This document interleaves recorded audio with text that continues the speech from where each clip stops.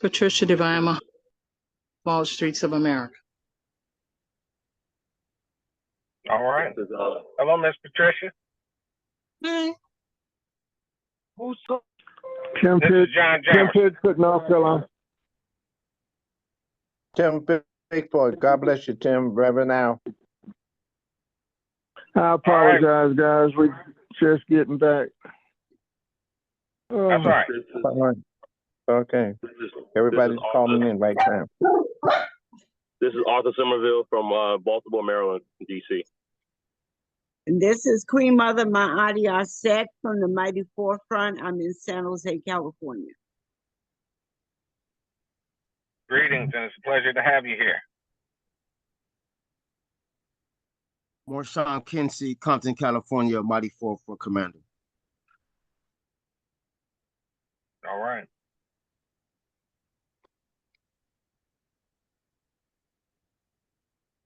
Anybody else hadn't introduced themselves? Lorraine Newland from Las Vegas, Nevada.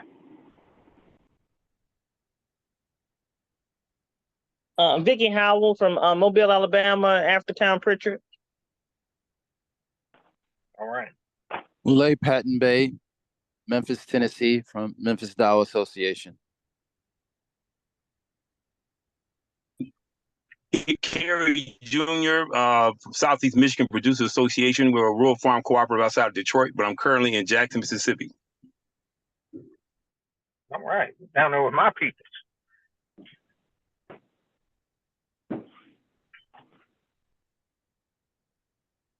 Gabriel Martineau, Martineau, aquaponic farmer in Atlanta, Georgia, with Pangea Farms. All right. What's going on, Gabe? What's up?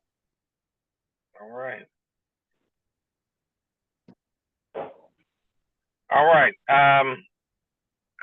Mr. Brown, are you leading this, or is Mr. Pigford? For you guys that don't know, Tim Pigford is the gentleman who is known and the one who went and fought for the farmers and won the Pigford case.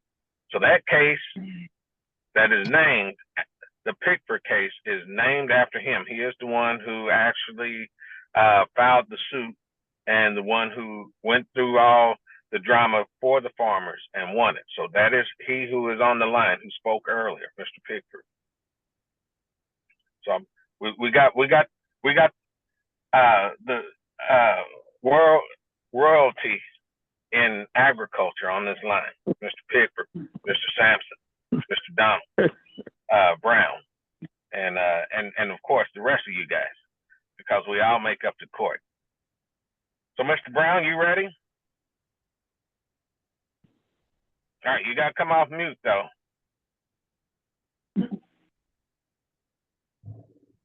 While we're waiting for him while we're waiting on Donald to come off mute, the sister from Mobile, Alabama, I'm one of the, in talk with John Jamerson about this, I'm one of the biblical scholars for the original African Heritage Bible. And there was a brother named Dr. Kane Hope Felder. Oh, yes. He passed some years ago. And I certainly hate that I didn't talk to him before he did. So yeah, but my point is, it's my understanding that his wife, and I always called her as Mrs., so I don't know her first name, but he's out of Mobile, out of Alabama. Yeah, but he died. He died a couple years ago.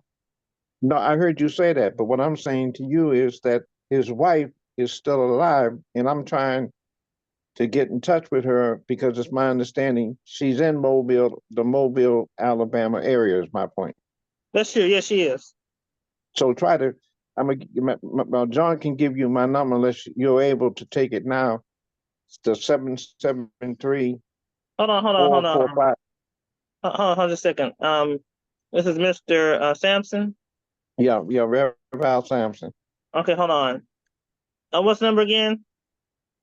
773-445-7125. And then my background, my website is revalsampson.com. Okay, number 773-445-7125. That's correct. Okay, gotcha. Yes, sir, I have it. And here's the other thing.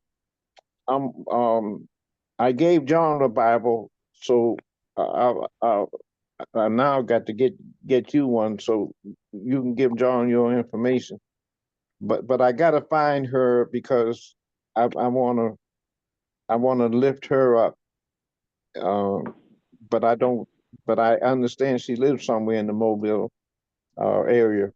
Yes, sir. He was the dean of the School of Religion at Howard University. Yes, he was.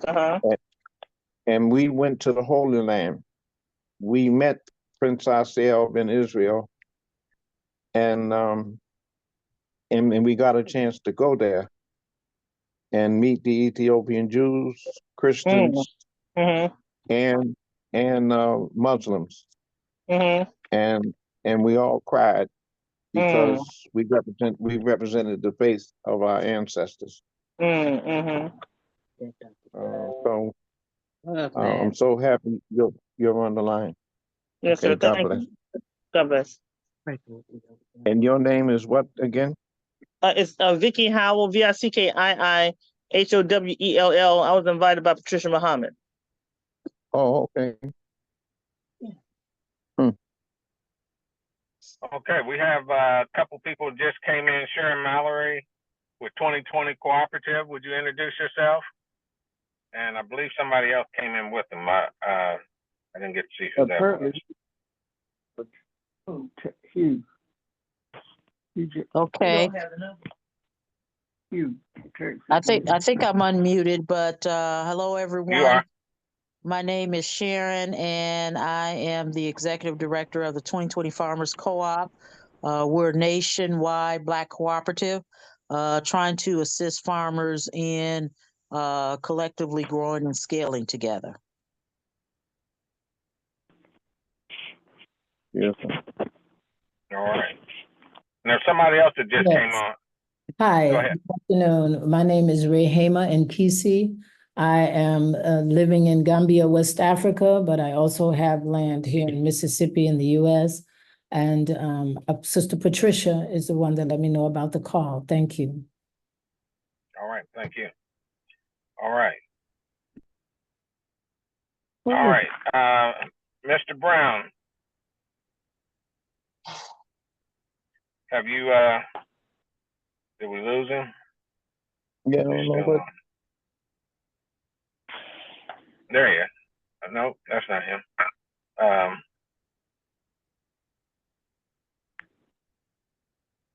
Has he got the number down? Yeah, I'm trying to, I don't see him on here. And what about Hugh Bobbitt? Hugh Bobbitt, I don't see him. Not unless he dialed in. Hugh just texted and said he didn't have a number, so I'm sending it to him now. Okay. Okay. Okay. So Reverend, now you want to lead this while we're waiting on them? Okay. This meeting is historic because I'm out of Massachusetts, went to school at Shaw, and I was there 57 to 61 during the sit-in demonstrations, and then from there, I fast forward, I ended up in the civil rights movement. And one of the things I found while we were in jail was the Black farmer who had cash crop. He was able to bail us out. And lots of times them farmers couldn't read or write, but the white folks knew that their money, the farmers' money, was in the bank account of their bank. And I said to myself, I promised myself that if I ever got big enough for my britches, I was going to make sure to dedicate a piece of my life to the Black farmer. Fast forward, I read the story of George Washington Carver, and this call is historic for me because George Washington Carver was one of the key people in my life in reading about him. And I found out when I went to Florida A&M and met with a couple of hundred farmers that he got castrated by the white folks. And now they're calling him homosexual, knowing that they crucified him. And what we're getting ready to do is resurrect him. The value of this call is that because I'm a disciple of Dr. King, if you get a chance, you go on my site, RevAlSampson.com, and you'll see the words that Martin Luther King spoke over me. And the good thing about George Washington Carver is that he had dedicated himself to be one of the most important men in history.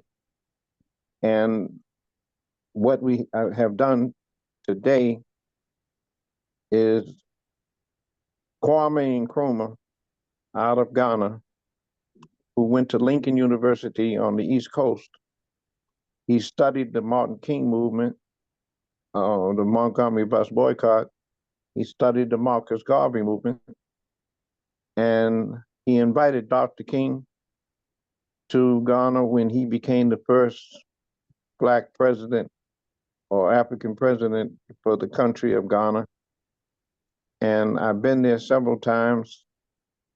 And what we're doing is producing a marriage between the Black farmer in Black America and the farmers of Ghana in memory of Dr. King, because when you go and do the research on him and Kwame Nkrumah, you'll see them two men holding hands. And that's because they made a pledge that Dr. King's strategy and Dr. King's understanding of Africa is what my responsibility is, and our responsibility to return just like other cultures do. And what we ended up doing at my church, I've been at my church for over 30 some odd years, been with the Black farmers for the last 30 to 40 years, and with a Department of Agriculture in memory of George Washington Carver. And when I went to churches with my beloved brother Tim Pigford out of North Carolina, who is the godfather of the Black farmer movement, of the Black farmers movement, I was able to find out that there's several schools named after George Washington Carver. I'm on the board of the George Washington Carver Alumni Association, and we're not growing vegetables because we just growing them. It's because we carry in the spirit of George Washington Carver. And now we've gotten grown enough and big enough and worthy enough to be able to pull together this historical meeting. And my brother out of New York, a brother that was with me in several parts of Africa, Donald Brown, and another brother named Hugh Bobbitt, we've created 3 or 4 key things under the leadership of Timothy Pigford. Number one, we're going to call ourselves the George Washington Carver Farmers, which means Farmers Agricultural Resource Management Systems, in memory of George Washington Carver. We're going to establish a George Washington Carver bank, federal credit union might be the better word, a federal credit union in memory of George Washington Carver, because with the Timothy Pigford story, one of the key realities is that every time the government, United States government, gives money to Black farmers, the white farmers bogarted and tried to destroy that economic arrangement based on our tax dollars coming directly back to the Black farmer. And we're trying to move towards a level of protection by having our own credit union in memory of George Washington Carver. We're going to have our own credit card, so our farmers down south will be able to have a credit card in memory of George Washington Carver with his picture. And at the same time, folk up south, because for 30, 40 years, I've been working with the farmers in Arkansas, A&M, down in Pine Bluff, and they've been bringing what we call the soul food vegetables of our crowder peas, butter beans, purple heart, mixed vegetables. And then Alcorn in Mississippi, we bring mustard, turnips, and collard greens frozen. Both of those ag schools that are in co-ops are doing it frozen. And then in Southern University in Baton Rouge, we've been doing sweet potatoes, what they call the Bogart sweet potato, which is the best sweet potato in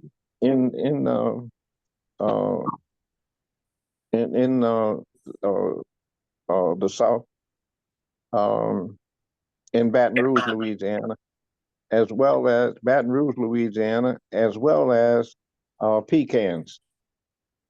And we're looking at, I'm on the board of the World Conference of Mayors, and we're looking at having our own stores and having our own bank for the farmers down south and their relatives who migrated up south. So Don Brown is coming out of New York with a sister named Rachel Clark. This week they're doing the Marcus Garvey movement.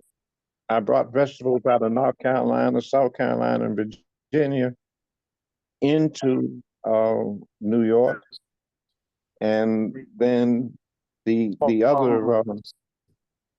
other three cities here in Chicago, and then John Jameson and I historically met each other, and he's now a part of our organization. And without further ado, I would like to hope that Don Brown is on the phone now, and I would like to turn it over to Don Brown. Yes, I'm on now, Rep. How are you? How's everybody? Good evening. Can you hear me? I had issues trying to get on earlier. Am I being heard? Hello? Yes. Yes, yes. Yes. Yeah. Okay. Hey, Don. My name is Donald Brown, and I am the international liaison to the George Washington Carver Secretariat based in Ghana. And basically, in that role, I'll basically be handling all the communications coming from the farmers and all the entrepreneurs that we add to this group to be a part of the effort that we embarked on in Ghana.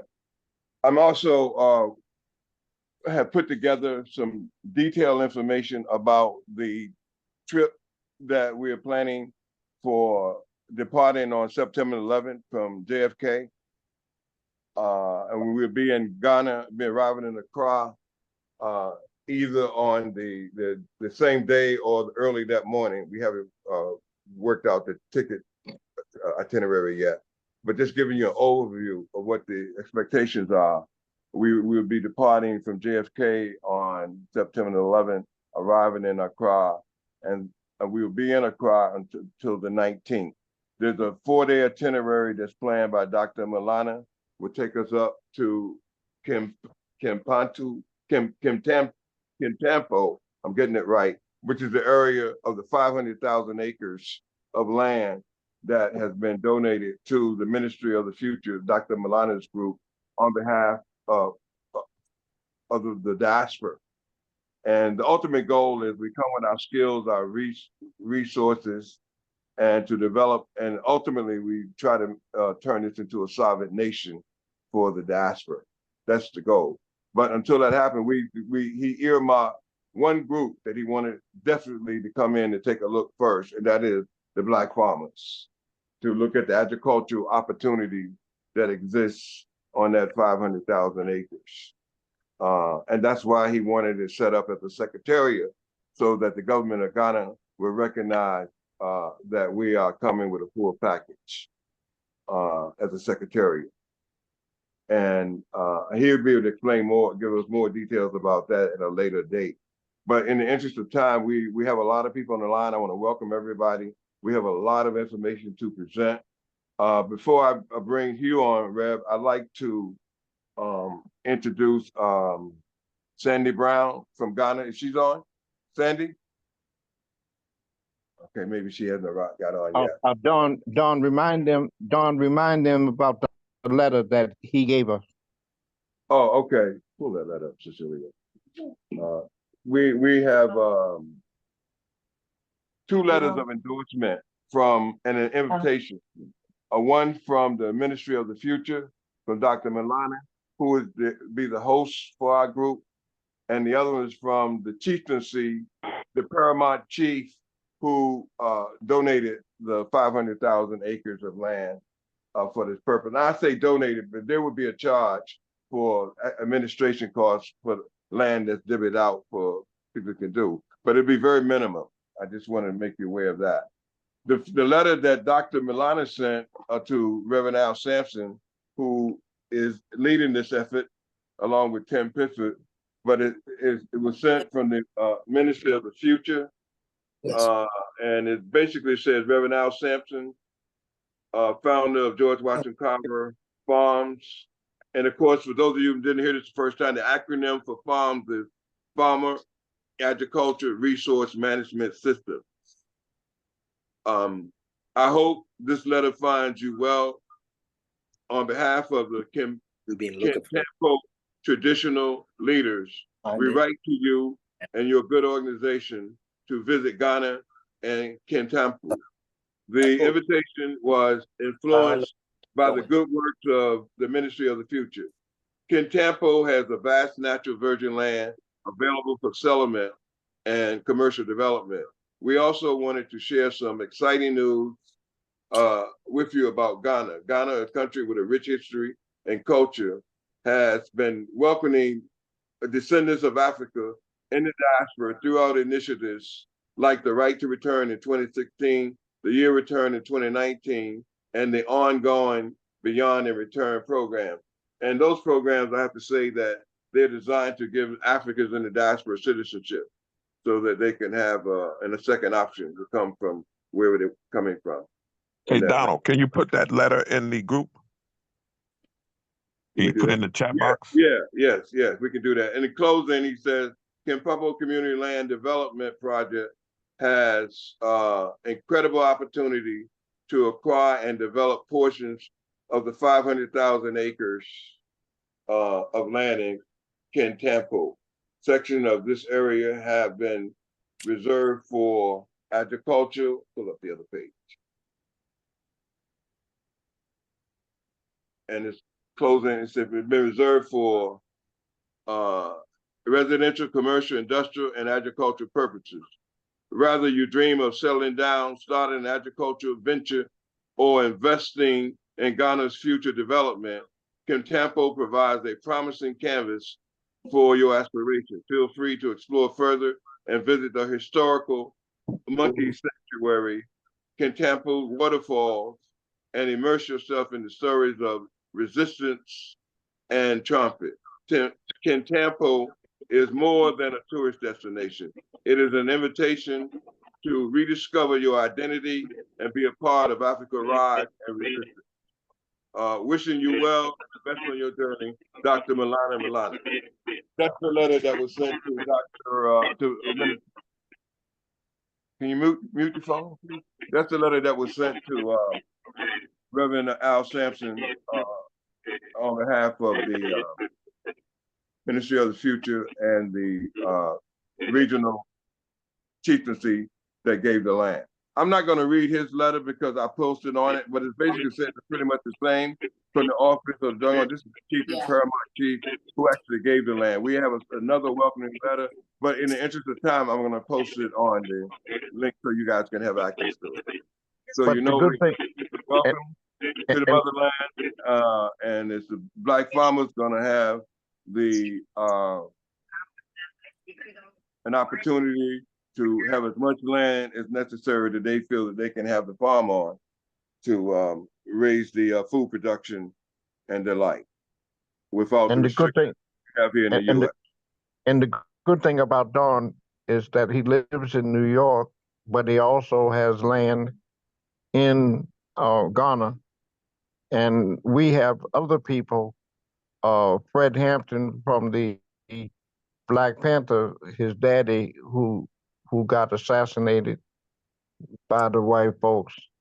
I was with Ralph Abernathy when he did the eulogy on behalf of his father in Chicago, and we set up a Fred Hampton scholarship fund in his memory, and then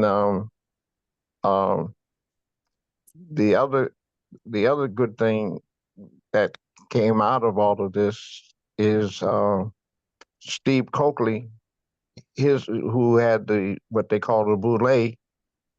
I married him and his wife, and they assassinated Steve Coakley here in Chicago, and his son bought land, and he's living in Ghana. Hugh Bobbitt has been on Wall Street, and he's the person that is going to work with us on putting this economic program together, along with Don and John. We got a lot of people. We even have an independent union run by a brother named Tom Harris. It's an international union that all of the farmers, when they bring their vegetables, they're going to get union cards, so nobody will bother them on the expressway when they're bringing it from the rural to the urban. This is the first time in the history of our people that I know of where we get it coming on this kind of magnitude from the motherland. And we've got Vince White. I'm hoping that he's going to come on because he even deals with the waste. We're in a lot in the urban world. We're in a lot of places where living near waste, which has ecological impact on our people. Not only that, the food we eat is causing the diseases that we have. There's a woman named Maria Gallagher. Go online and download the report. It's a 20-page document where a white woman in Chicago named Maria Gallagher did what they called the Food Desert Report. And she went to the South Bank and got the money to do the report. And we are the only people that get more cancer and other diseases based on the food we eat is causing. If you notice, in a lot of communities now, there's a thing called DeVita, and that's a German company that deals with the whole question of the response about the cancer, and we'll be able to talk more about it. I'm hoping that Hugh Bobbitt is on the phone now. Yes, I am. Okay, and I thank God for Don for bringing me somebody who knows about setting up the credit union on one side, the credit card on the other. And remember now, we're gonna have a credit card with a picture of George Washington Carver. For those of us down south with our land, and those of us up south where we have challenges with our housing and with our economy because we're dealing with white banks and no black banks. The next voice you hear will be that of either Tim Pigford can say something, please, and then we bring Hugh Bobbitt on after him. Tim Pigford. Well, I'd like to welcome and thank everybody for being on the line and participating in this historical project that Reverend Sampson and Mr. Brown and the assistance of Hugh and John Jameson. I'd like to welcome everybody and thank you. Christine. Is that you finished, Tim? Yeah. Okay, thank you for that introduction. And I just want to, I didn't say much about myself and my background so that people can have some comfort. And some of my experiences that have been extensive in financial affairs. I started at 22 years old on Wall Street as a major market currency trader when we were rare on the street at major banks. And I traded all the major commodities, particularly the precious metals and, currencies from around the world in Germany and in New York City at the age of 22 starting. Have had extensive experience in wealth management, international finance, international trading of all the major commodities that exist in Africa, have lines and ties to numerous moguls in Africa who are involved in an array of different activities in operation, and have lived with a first family before, have lived in a number of countries before, have traveled with Reverend Sampson and Donald Brown in Africa over 25 years ago through the World Conference of Mayors, where we were all delegates, and Reverend Sampson, a board member and chaplain of the organization, was there. So I had the pleasure and privilege of actually being on the soil with these gentlemen. And I can tell you those experiences have been enlightening in terms of insight to how we'd want to conduct ourselves, how we will want to prosper on the continent. And I bring those skill sets to the table. I won't bore you with any other accolades, but just suffice to say, I know Ghana well, spent a lot of time there. It's one of the countries I lived there months at a time. I've been going there for the last 25 years. I've lived in Rwanda, lived in Kenya, lived in Nigeria. So I know Africa fairly well. I'm fluent in French. I speak some Portuguese, German. So I bring some skills I think that will add some value to what we're doing. I've been involved in different acquisitions and financings of major situations. I'd like to bring those skills to help mobilize this project as much as I can and learn from all the farmers that are on the line and business entrepreneurs so that we can put together an effective and efficient mechanism in which we can cross-pollinate everybody's skills with the African agrarian opportunities, as well as I've reached out to Caribbean farmers as well, so we can have a triangle trade with all the farmers that are on here. I've made a list to fill in. I've sent to Tim and John to help me, guide me as to the farmers who have an interest in a particular product.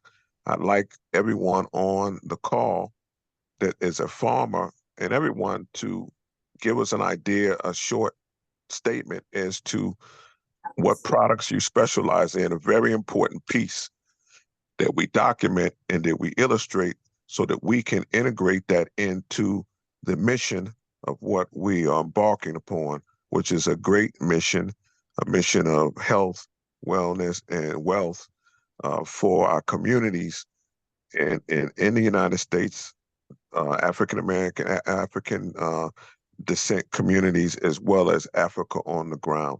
And that is our objective. Our objective is to have a full exchange of culture and of course product and crop and actually the transfer of technology that we can share with our brothers in Africa as well. So we plan to integrate this on a digital and advanced technologically oriented basis so that we have a true kind of driven, smart kind of focus on how we construct this out. So without further ado, can everyone just say a little something about their core products, one or two or three, or your major ones, so that we can document that and we know for sure, because we know some of the persons on the line what their specialty is, but we want to make sure that we prepare the best for you and try to find some good opportunities and we'll cross-pollinate where we can be most effective. So if you could start off by just saying some of your core crops, your name, where you're located, and then the entrepreneurs who are on the line can also identify themselves in their company. That would be a great value to this call. John, you want to start off? Go on. You said what? Who are you? Oh, I was just saying, since you mentioned cross-pollinate, I was just going to mention, by the way, this is Cheryl Bell. I'm in right outside of Montgomery, Alabama. I don't have a specific crop yet. I haven't been here that long. I'm considered a beginning farmer, but my specialty or intended specialty would be honey and also herbs and flowers. I have about 30 acres here. I've basically used the property for agriculture classes for youth here. I'm also the president of National Women in Agriculture for the Alabama chapter. And I've mostly grown hay for my cows and horses. But so basically, I guess I'm looking, at partnerships and collaborations also. I inherited this land, so any partnerships, collaborations, opportunities is greatly appreciated.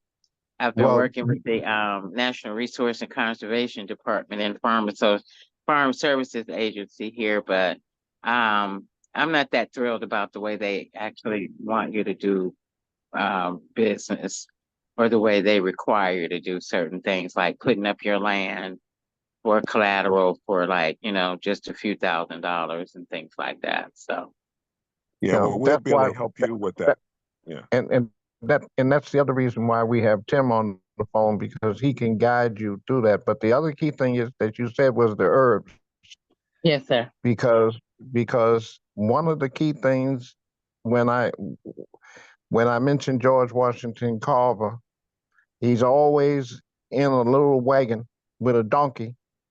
And so I talked to my ancestors. If you get a chance, go over to Tuskegee.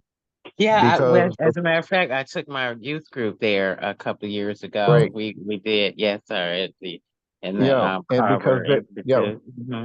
right. But the interesting thing was, when I talked to the folk in Ghana about the fact that George Washington Carver had the donkey with the little cart, and I talked with George, and he said, Reverend, the secret to agriculture is the herbs, because we don't have no Walgreens, we don't have no CVS. Yeah, there's the medicine. Our people was able to survive based on the herbs. Yeah. And my only point is, he said that in Ghana, It is the largest production of herbs. So, Wow. sister, you really have to go. Those of you who are farming, please go with us because we need to create our own herb strategy because our ancestors, which is what they told me on the phone last week, they said, Reverend, our ancestors knew how to take care of themselves before there was a Rexall drugstore, before there was That's a right. Walmart. That's right. And so we're going to come back with the understanding of the herbs that they have in the country of Ghana. And I'm a preacher, but I broke down and cried. Jesus wept, so I wept because George Washington Carver and I had a conversation about him being with that little cart. It just didn't make no sense to me when he was the farm man, and I talked to him, and then I talked to Uncle Ben with the rice. He said, "I'm looking to retire because I want to give George Washington Carver an opportunity to get on the box with the rice because our people have different types of rice, the yellow rice and the white rice." Okay, so let me be quiet because today's Sunday. Yeah, I was going to say for the purpose of time, if everybody can, and we will come back and we'll be circling back to people once we know what they're going to do off the grid of this call. But we want to give everybody a chance to say a little something about themselves, please. Next. So, and especially what crops you're growing. Yeah, we want to know specifically what crops are you growing. We're trying to match it up so we can know how we can scale up and meet Ghana demands and we can create the business opportunity around that. So when you introduce yourself, please be specific with what crops you are growing or have connection to get. Don't be bashful now, folks. Are we talking John, to you want to start?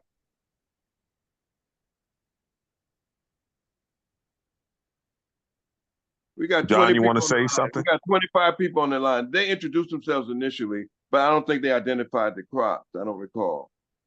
Or can they do it again, Donald, and so that they can say the crops? Okay. Hello, people. Are you there?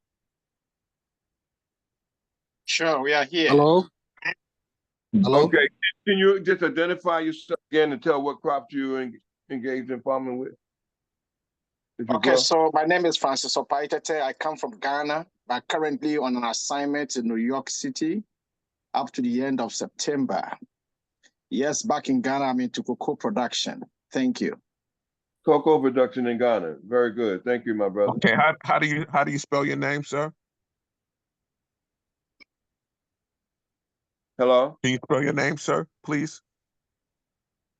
So, Francis, Francis. Opai, Opai. Tete is Tetteh. Thank you. Okay, Yeah, thank you, thank sir. you. I appreciate it. Hello? Thank you. Yes. Yes, sir. Yes, this is Timothy McClure. I don't grow crops, but I invited Brother Francis on and some other people they do grow crops, and I'm aware that Samoa, the island of Samoa, they want to do trade with African farmers as well. So I don't know if that helps or not. Sure. What products? What are the big products that I'm not aware what Samoa agriculture of their farmers grow, but they contacted me to connect them with people who had access to farms in Africa, and that's why I'm on this call to try to make that connection. You said Samoans? Yeah, the island of Samoa. Oh, okay, great. Yeah, we helped get the first female ever elected as prime minister of Samoa, and So they know that I have a connection with the international community and our brothers and sisters on the continent. And I have been working with our brothers and sisters in South Africa, and I've been trying to contact Reverend Al Sampson. So it's a blessing that he's ahead of this, because I was trying to reach out to him to make the connection as well. So it's only God's doing that we're doing this. Yeah, Great. amen. Welcome. Yeah, and thank you. And get what products are coming. What products are coming out of the island of Samoa? Okay, make Yes, that sir. list. I'll be trying to get in contact. See if they have an agricultural school there. Okay, and send it to us. Bobbitt and Donald. And Donald will give you the information before the phone call ends. And stay with John Jameson. Those three brothers are gathering the information because Tim already knows the farmers that he's had that's been in his lawsuit. So Yeah, we're and then trying how was to he expand invited? it. How was this gentleman invited? And what is his name? Yes. What's your name, brother? I'm Timothy McClure. You know who I am, brother. Reverend Al Sampson. Yeah, I remember. And plus that you're in the Bible, so I had to remember you. Yes. Yes. I have a lot of other people on the call as well. I invited Brother Francis, who just spoke, and we're also we're trying to open up a construction bank with Brother Francis. He has the concept for that, so I'm trying to help him with that. With the currency that Brother Markensi, who's also on the phone, we're trying to connect his bank with our currency and partner with you guys as well. Hopefully that we could add more equity and value with our currency. Yeah, let's talk about that later. But let me get to the other farmers. I appreciate that, and thank you for joining the call. And we welcome you. Thank you. Appreciate you. We welcome you. Your own equity still, right? Who's next? Forefront. We have sugarcane and bamboo for ethanol that we're going to set up in place. So some of the stuff that we have a continuous market for it as well too.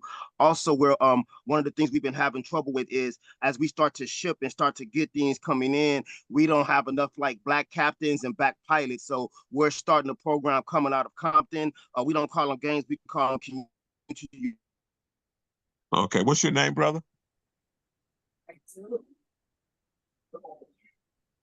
That's Brother Marshawn Kinsey. That's Brother Marshawn Kinsey. His phone goes in and out.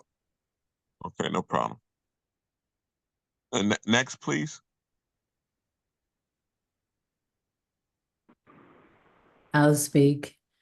Good afternoon, everyone. My name is Rehema. I have a NGO and a company in West Africa in Gambia. Also a newly registered company in Mississippi, was where I was born. Our company is a platform for mainly focusing on youth because there's so many youth on the continent that don't know what to do at this juncture. But most of the youth, I'm based in Gambia, and 80% of the people there, the population, are agriculturalists. But I'm also connected with several other African countries. I have people that are growing in Burkina Faso, in Senegal, in the southern part of Senegal, in Cameroon, Congo, and Ghana. I lived in Ghana for 2 years. I'm very familiar with it, and I've been going back and forth to the continent for about 34 years. I also have a platform where we're working we want to get farmers, agriculturalists, to be able to qualify to have their products brought into the U.S. The crops that I have people that I can just off the top right now tell you, we have cashews, lots of cashews, lots and lots of mangoes, baobab, a coconut, sesame seed, soursop. We're also partnered with farmers from the U.S. that are growing on the continent. Peanuts, Yes, that's just to name a few, but there's several things that people are growing already and things that we want to grow. But beyond growing, we also want to get more into processing. Like we need to be producing our own oil instead of being subjected to whatever kind of oil. We don't even know what people are using in the Gambia for cooking and whatnot. Processing is a big thing. We have a lot of cashews, but right now other people from other places come in and buy them way below market price and take the goods out. And so we really need to work on more processing as well as cold storage so that the stuff can last once it's done. What is your name, ma'am? My Your name is please? Rehema in KC. Okay, thank you. Thank you. And let me just make a statement too. To be clear with everyone, this organization will be one of our ethos in our mission will be promotion of female executives equally to male. That's going to be part of our mission, and and in terms of all kinds of business endeavors, we will make sure that certainly our sisters are also getting all the opportunities that we would engage in with the male board members and participants as well. I just want to make that statement, declaration. Yeah, is Christine the King on the phone? I just wanted to state that Sister Patricia is the one that invited me on the call. Thank you. Okay. Christina's King, is she on the phone? Yes, I'm here. I'm on. Okay, because I want you to talk about the congressman. Okay. Why don't you introduce yourself, Christine, and your relationship with the congressman and what you're doing with it? Yes. Thank you. My name is, can you hear me? Yes. Okay, thank you. My name is Christina King. I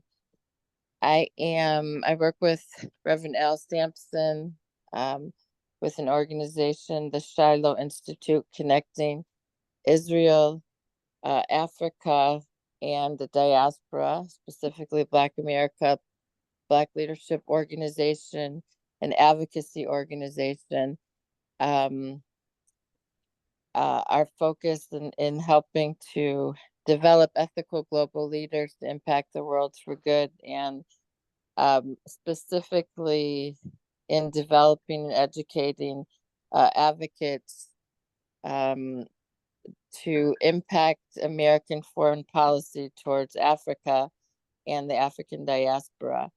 My background has been in advocacy, specifically for the last 20 years or so. And so taking my experiences and working with the relationship between the Black and Jewish communities and taking those experiences in advocacy to bring structure and organization and information to the African American community to develop the relationship between the continent of Africa and African Americans. And so have worked with many members of Congress, but as we're here in Chicago, working specifically with a focus, which I'm about to leave right now, again, because there's a lot of activities, of course, in Chicago around the Democratic National Convention. So please excuse my tardiness the last couple of days. But with Congressman Jonathan Jackson, who sits both on agriculture as well as foreign relations with the subcommittee of Africa. And he's actually been hosting a couple of activities the last couple of days and bringing specific remarks about Africa and also in regards to agriculture. So we work with all the members of Congress here, Danny Davis, as well as Robin Kelly. But again, Congressman Jonathan Jackson is positioned very specifically to help and very interested in what it is that you all are doing.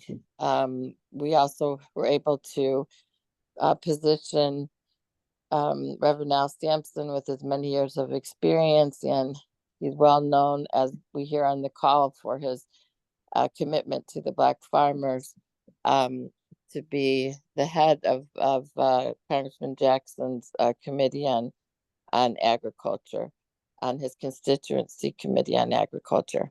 So looking forward to helping to bring support specifically as it pertains to Congress and some of those components of what you all are doing.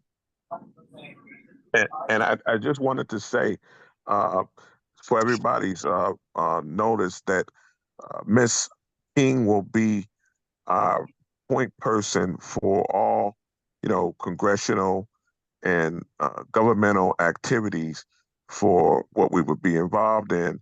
And she's going to be our point person for those activities. And with some of my experiences in government, I realized the value of that.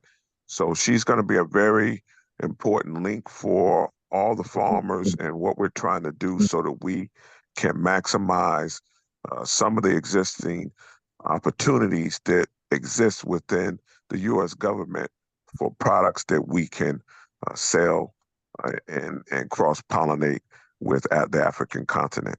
So I just wanted to say that. I'd like to introduce Sandra Brown, who is in Ghana on the ground, and she is working with me as special assistant as the liaison person for the secretariat, the international secretariat. Sandra, are you there? Hi, Hello? can you hear me? Yes. Yes, hi. My last name is Hunt, actually. But yes, my name is Chandra Sandy Hunt. I'm from Atlanta, Georgia. Living in Accra, Ghana for the past 3 years since 2021. I'm 32 years old. I came here with my 6-year-old son. He's about to be 10 next month. I founded an organization called Young Black Expats of Ghana with the purpose of assisting young Black expats on the ground with just really having a softer landing when coming here, after kind of witnessing a lot of things that were missing.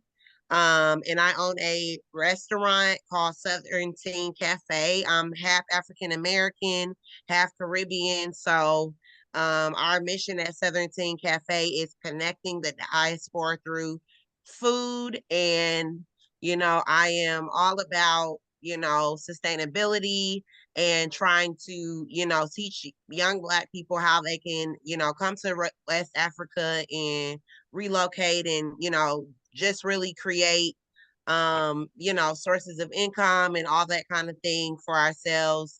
I'm not a farmer, but I do, through my Southern Teen Cafe, we produce some packaged foods like cornmeal for cornbread, grits, just kind of different things that really allow us to feel more at home.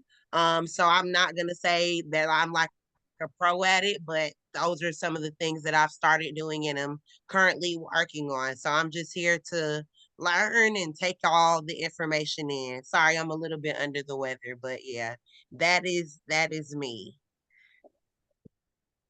And I wanted to say, in talking to the Black farmers, one of the critical funnels for their products and opportunities is with the business establishments, restaurants, because I was having a conversation with Mr. Jameson, and he mentioned, for example, I believe it was Mr. Jameson, and mentioned that Ben's Chili Bowl, for example, buys 5,000 pounds of ground beef a week.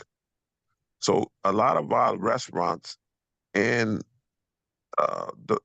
the continent, as well as in our country, are great opportunities to develop exchanges of business and commerce, because a number of our establishments buy various products, produce, and meats that they need on an ongoing basis. So it's a great opportunity with some of our well-established business enterprises, restaurants across the country. We know some of them. We can think of some ones that have been around a long time to try to help the farmers get a funnel to those opportunities, and a constant flow of business will be a boom and a boon to their enterprise. And that's part of what we want to integrate into the model, is tying them up to other Black entrepreneurs that are buying their products from somebody else. And hopefully, we want to make sure that it's a Black farmer that they buy those products, those collard greens, those cabbage, the cabbage that they buy. And even if that we have a lamb producer out there, we want to tie them to the lamb producer, the beef producer. I know we have a number of beef producers that have been on the line in the past. So it's not just when we say products, we're not just talking about just crops, but we're also talking about our other related entrepreneurs that deal in poultry and other items, and beef as well, because I know we have a number of ranchers that are on the call sometime. So that the goal is that we're trying to turn our money over in the Black community at least 10 times before it leaves. And with the method you just laid out will help us achieve that goal. Restaurants, all the different vendors, we're everywhere. We do everything. So if we can kind of unify our dollars and unify that, is going to put us in a different posture. Particularly, we're able to establish this sovereign nation. That's how Black Wall Street, when you study Black Wall Street, Donald Brown and I were involved with promoting the Black Wall Street book many years ago, around 1990. Donald, you probably don't even remember that, man. But we were involved in that project going back even that far back. And I can tell you that when you study the history of Tulsa, Oklahoma, and how wealth was created in that time, and the kind of enterprises that they had and how they flourished, it was as a result of the exchange of dollars with each other in the respective businesses. And that quadrant, that sector of community. That's how they were able to create so many millionaires and create so much wealth and enterprise and prosperous families. And that's what we want to do. And segregation helped with that mission. I'm sorry? I said segregation helped with that mission. Of course. And one of the key things is we meaning the World Conference of Mayors, participated in the 100-year anniversary in Tulsa, Oklahoma. And a member of our board, Michael Thompson, took the oldest members. I gave 14 Bibles to the oldest members of the Tulsa, Oklahoma crisis. And he took them to Ghana. And then on February, they gave them land in Ghana. And then on February 28th of this year, the president of the country of Ghana came to Washington, D.C., which is called Ambassador's Row, and ended up giving them citizenship. And I'm saying all that to say that because of Martin Luther King and Kwame Nkrumah, I'm wearing the Marcus Garvey shirt, and one of the key things is his wife wrote the song, This Flag of Mine, the red, black, and green of it. And now that flag is in 6 different African countries on the continent. And my only point is that we got an opportunity to return back on an economic uh, uh, pilgrimage to the motherland. And thank God for 500 and some odd thousand acres of land that will give us an opportunity. And Sister Christine, we've been reaching out to Brother Musa, who's in the manufactured housing business. And we want to be able, along with our beloved brother Tom Harris, with the independent union, we want to be able to manufacture our own houses. And this brother knows how to do all that. And that means that we're going to be able to participate in the economy of bringing housing with Vince White. We're going to be able to work on the issue of waste and how we can monetize that with 10,000 technicians that we was on the phone with 2 nights ago. That's going to be a part of our team. And this is everything that George Washington Carver on one side and Marcus Garvey talked about on the other side. Brother Al. Hello. Yes. Yes. Hello? This is Timothy McClure again, if you don't mind. Hello. Sure. Yes. The brother Marshawn Kinsey and we already have a partnership ready for that. If you interested in building manufactured homes with Guerrilla Design, who agreed to accept the currency that we were telling you about, and we're ready to go if you're willing to accept us. Well, Christine, are you still on, Christine? No, I think she had to go. Okay. Hello. Can anybody hear me? Yes, I'm still here. Oh, okay.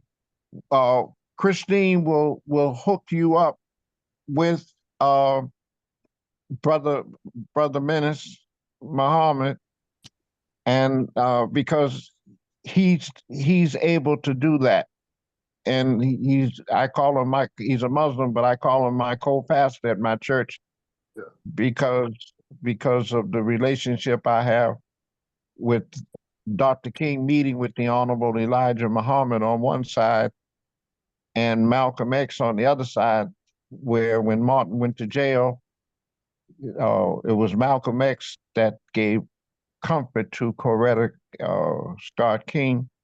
And then I'm, like I told you, I talked about the Black farmer when I was the only preacher that had 15 buses that left my church in Chicago to go to the Million Man March.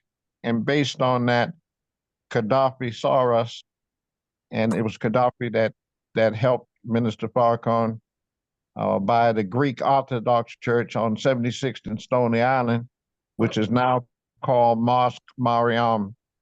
And when he lit what they call the crescent on Mosque Mariam, he invited Prince Asiel Ben Israel, myself, and they called us the 3 wise men. So it's going to be real great for you. Somebody sent a chat about the cryptocurrency. Right now, we're going to be concentrate on a credit card and a credit union. right. Yeah, I'll take all the calls with the cryptocurrency. I'm knowledgeable about that. So, but we'll that's going to be shelved to deal with at a later point. But I'm welcome. I'm happy to discuss that with you, and I'll bring that to the forum, our circle of decision makers that are most of the leadership on the call here today. They will be involved, and we'll be collectively looking at that. Yeah, okay. That was me as well. We have brother Cleo Miller from UNIA, Marcus Garvey's organization, on the phone. I believe he's trying to speak as well. Go ahead, brother. Hello, gentlemen. How you doing this evening? Okay, great. Great. I am not a farmer, but with the organization, I hear people talking about Marcus Garvey. I hear people talking about the university, with the Universal Negro Improvement Association, which he founded. I am the president of that organization, and while I'm not a farmer, I have contact with a lot of African countries, and there's a lot of African countries that actually have land that they want to donate. So we're looking for people such as yourselves who can actually come in and be a part of that process and give them proposals and stuff, because then they'll know exactly how much land they can actually give up for that standpoint. So I've been trying to talk, and I also have relationships with some of the kings that are there in Accra, and they were when the 400-year anniversary for people of African descent came about. They came to the Cleveland area, and I was a part of that process. So they also have land that they can actually give whatever from their standpoint. But my purpose of calling is to say that I also have people who understand and know how to grow crops and different things of that nature as well. So I'm looking to work with organizations such as yourselves to actually be a part of that process in terms of actually helping to work in any capacity with the African continent as a part of the Marcus Garvey plan. That's great, brother. If you can look into the chat, I posted my email. I'm Hugh Bobbitt. I'm the Chief Financial Officer, and I welcome any kinds of proposals or information that you can send us so that I can formally present that to our body and Circle and Donald and led by Reverend Sampson and all our other executives and leaders that will be part of our circle of decision making, and to make a determination of what you would bring to us. And we will certainly get back to you about that. Well, I don't have a proposal as of yet. What I'm basically saying is that I know there's... That's fine. Any communication that you want to have, I posted my email so that we make sure that we get back to you and we address whatever you have, and you send me your telephone number so that we can have a conference call with Reverend Sampson and Donald and myself. Oh, excellent. Great, thank you. Welcome. Thank you, sir, for your comments, and we will look forward to working with you any way that we can. Yes, appreciate it. Thank you very much. I'd like to introduce myself. John Jamerson invited me to the call this evening. I am a retired school superintendent and currently an educational entrepreneur with 30 years of experience in pre-K through 16 education. My expertise lies in programming, grant writing, curriculum development, instructional technology, and educational leadership, with a focus on health equity, entrepreneurship, and addressing the systemic barriers, such as politics and legislation, that prevent our communities from reaching their full potential. In addition, I am on a hospital board, been a hospital board member for about 7 years, and I am a former elected school board member. I also have 7 years of experience in cancer research, specializing in hematology, oncology, and radiation oncology. I am currently exploring advanced technology solutions for education and healthcare, including the concept of food as medicine and AI, and its profound impact on teaching, learning, and the behaviors. My two organizations, Voice Speaks for Equitable Educational Change and National African American Literacy Institute, are dedicated to creating pathways for success and fostering cultural awareness for our people. I'm very humbled to be on this call. One of the good things about you, Dr. Pruitt, is that Don Brown and I are working on what we're calling the Kwame Nkrumah Martin Luther King library, because of the critical race theory that's going on, and we're going to be willing to really talk with you. That's the B. The A is we're going to put you in touch with a brother named Ferdinand McAfee, because he's got several hundred doctors and in the medical profession, and with McAfee, we're hoping he's going to be on with us, but he's agreed to be a part of it because we want to take you to Ghana, because a lot of the food is medicine is right there on the continent of Ghana, and that's going to be important for our people because they're now admitting that children are getting serious problems because they drank milk, and you know what the damage milk has done, and they're finally confessing about it. So we have to have a menu for our people, because Black farmers are the only ones left that are not getting trapped with Cargill, Archer Daniel Midland, what they call genetic, genetically modifying. Yeah, and I wanted to Okay, say, Dr. Pruitt, I wanted to say, we would love to have you involved, certainly with your skill set and your expertise, involved in a leadership capacity in our circle, because it's clear that you have a number of skill sets that can contribute greatly to what we will be embarking on, and so we welcome you and for full engagement with what we'll be doing. One focus area will be on the operations of this organization, as well as we have some medical and health related issues. I also sit on the board of a health clinic in Harlem, so I understand the importance of health and wealth, as well as wellness. And so we that will be a central part of everything that we'll be doing as we connect the Black farmers. Thank you, and I would be honored to. The last thing I'll just state is that my daughter is a graduate of Tuskegee. Oh, great. That's beautiful. Beautiful. And our organization is called George Washington Carver.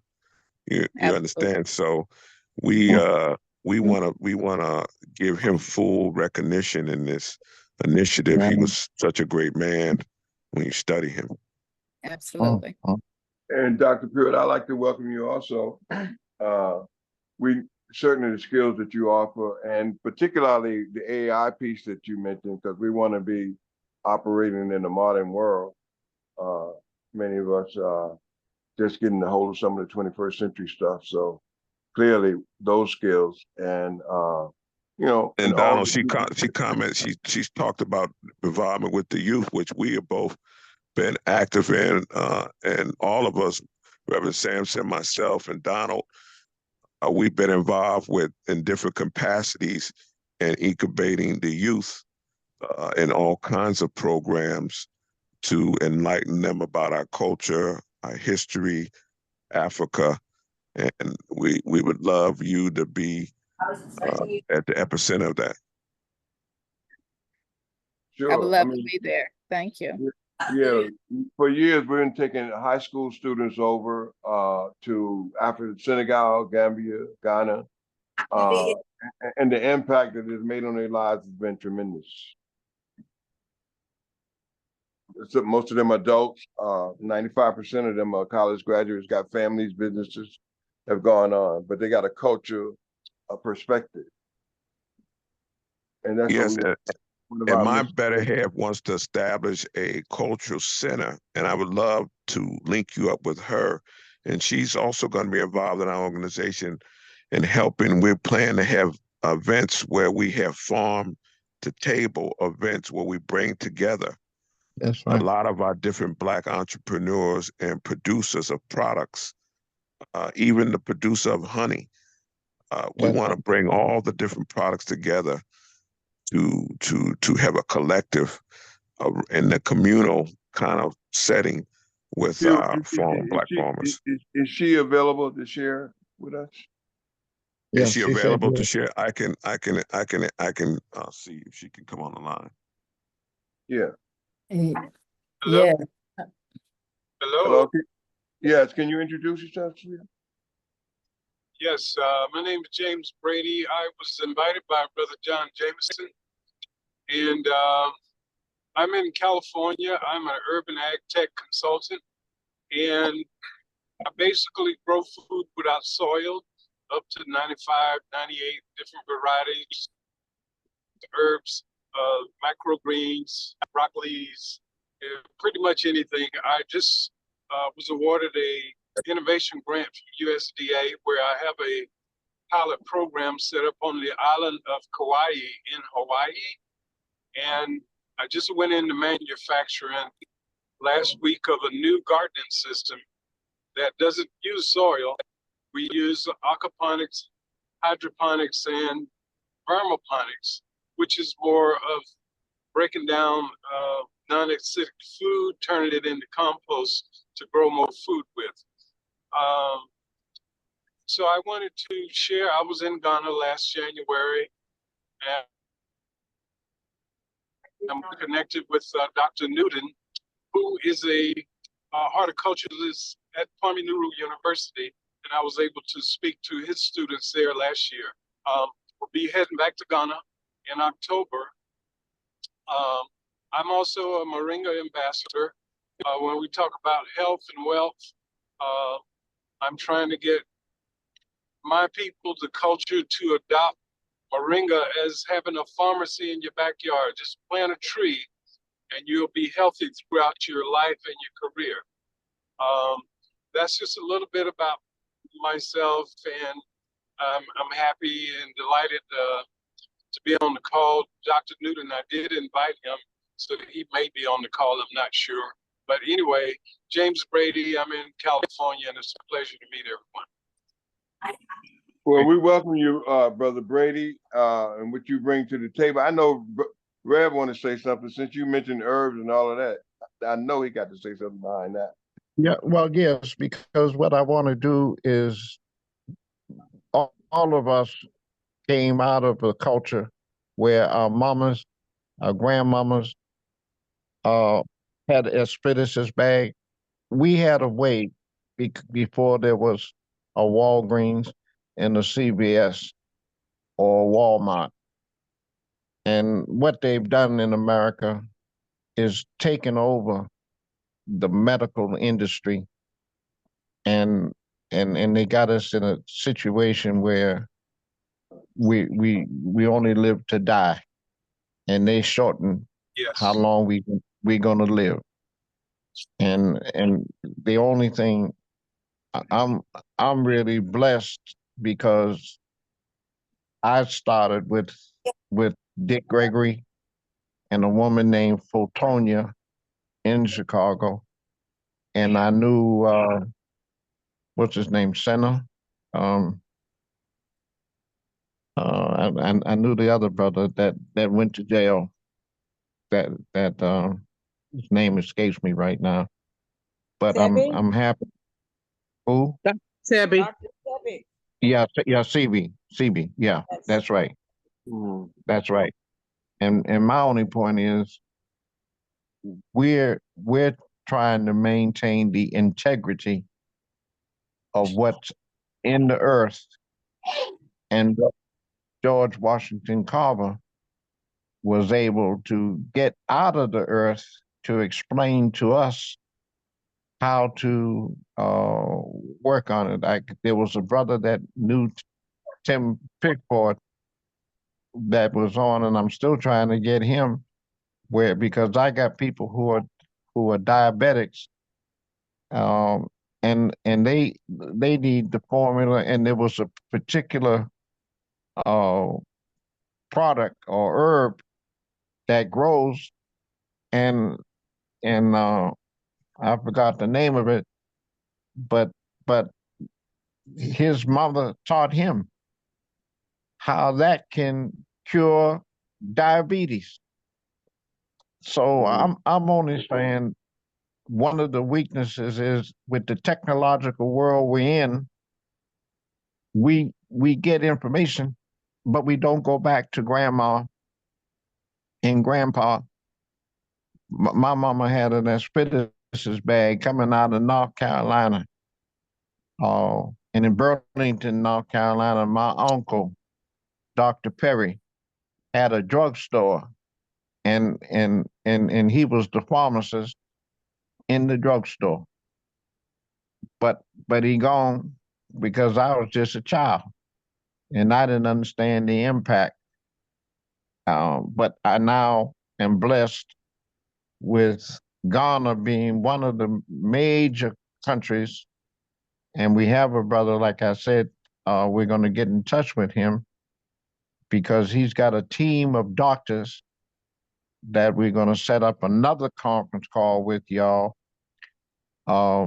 Hugh and Brown and all y'all, and Jameson down in Mississippi, where Benny Thompson, one of the congresspersons, met with them last week. And my point is that there's a lot of people that are kind of like dry bones in the valley, and we need to connect the bones.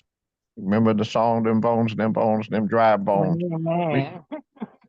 We need to connect the bones so that we can live a normal life with our generation that's getting traumatized with the drug game, and what they should eat because of the franchises. I was gonna say the fast food, yeah. Fast food, yeah. Okay, so I'm only saying Hormones in the grocery store food. Yeah, and I want people on this call because this is not the Last Supper. Thank God for John with his Zoom structure, because this is not the Last Supper. The genius of God giving us Jonathan Jackson over in the Department of Agriculture is opening the whole door when his own father is having some challenges with the Parkinson's disease. So I'm saying our time under God is now, and there might be some other people, but we're the only people right now that I know that's getting ready to get 500 and some access to 500 and some odd thousand acres of land, and we're not going there to make you a Rockefeller Negro. We're trying to go there to say, how can we operate with integrity? Because that's the genius of Martin Luther King. His integrity was his highest commodity. And I want us to have that level of integrity, because this is not an opportunity for you to get rich and then 20 minutes later you die and the children fight over your bank book. We want to have this as a liberation movement where health becomes the automobile, the airline that we ride on in order to heal our people, because there are forces trying to destroy us. Let me be quiet. Can I just say one more thing, and I'm gonna shut up. I just have to say this though, because oh my God, this is like prophecy. Other than farming and all the other stuff I'm interested in, I'm a writer. I write, and I have just about completed a story. And I know we've all heard the phrase, you don't miss the water until the well runs dry. The name of my story is Till the Well Runs Dry. And it is literally what we're talking about here. taking our Black sciences, our medicine, our agriculture, our technology, our architecture, and to the motherland and building that nation up. And basically, kind of the story kind of tells what happens to America when all the Black or most of the Black dollars and resources leave, and how Africa becomes, the continent of plenty, and America becomes kind of like the third world nation. So I would love to interview some of you because the Carver part is missing. And I knew it was something missing, and I would really love to implement that and be able to get some of your personal stories, Dr. Reverend, with all of that, Reverend Well, Albert, because this yeah, to me yeah. is faith. This Okay. to me is confirmation that I was headed in the right direction. Okay. One of the things, Christine King, I hope she's still on the line. She'll send you her information because her sons is going to be a part of the film crew because I'm the first person that had a a uh, um, a Black farmers. We took an actual building and turned it into a warehouse, and I've got a film on that. And the good thing about it, along with the 6 or 7 books that I'm in, where white people have been following what I'm doing, and they ain't really seriously interviewed me. But Wow. on this, and I'm kind of glad that all of you, every last one of you, are on the line, especially my brother for Marcus Garvey, because my hall in Chicago, I have the church as the sanctuary, and then I have a hall where we have a kitchen and all that.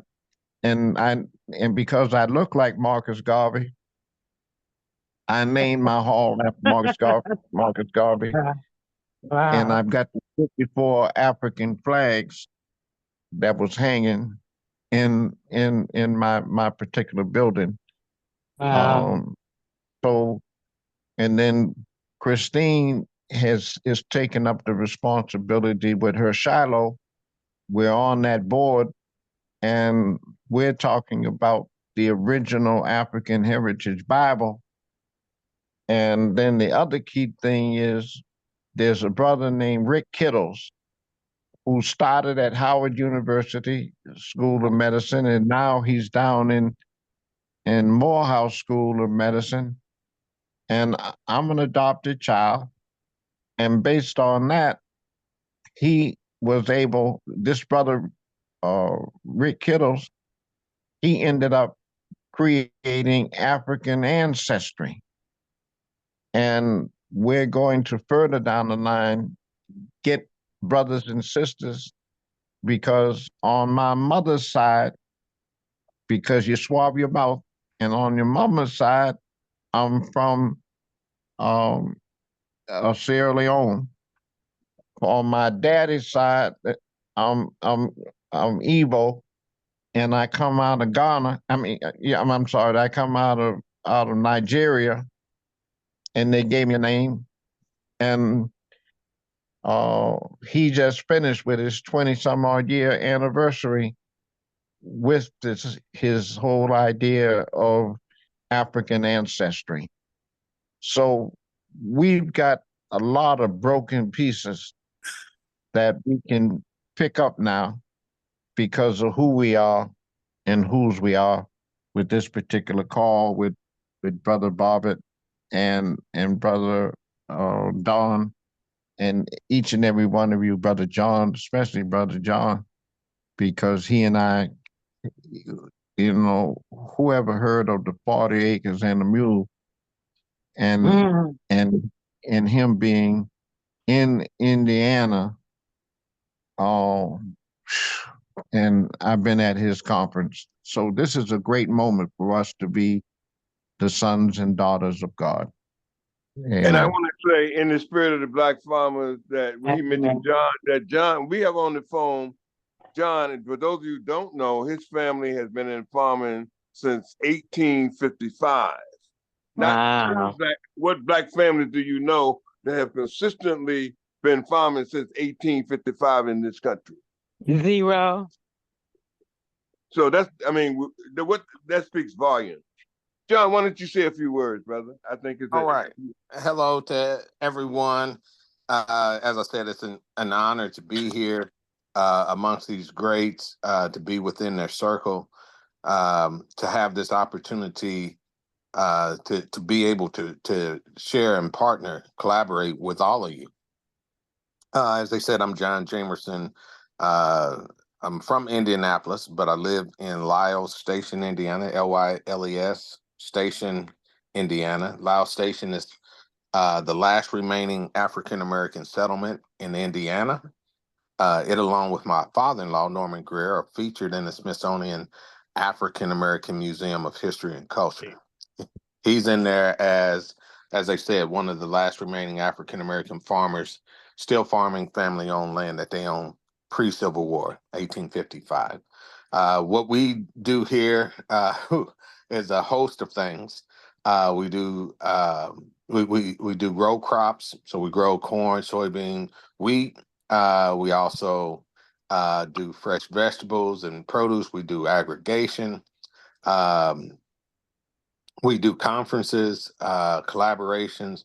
I got a lot of my crew on here.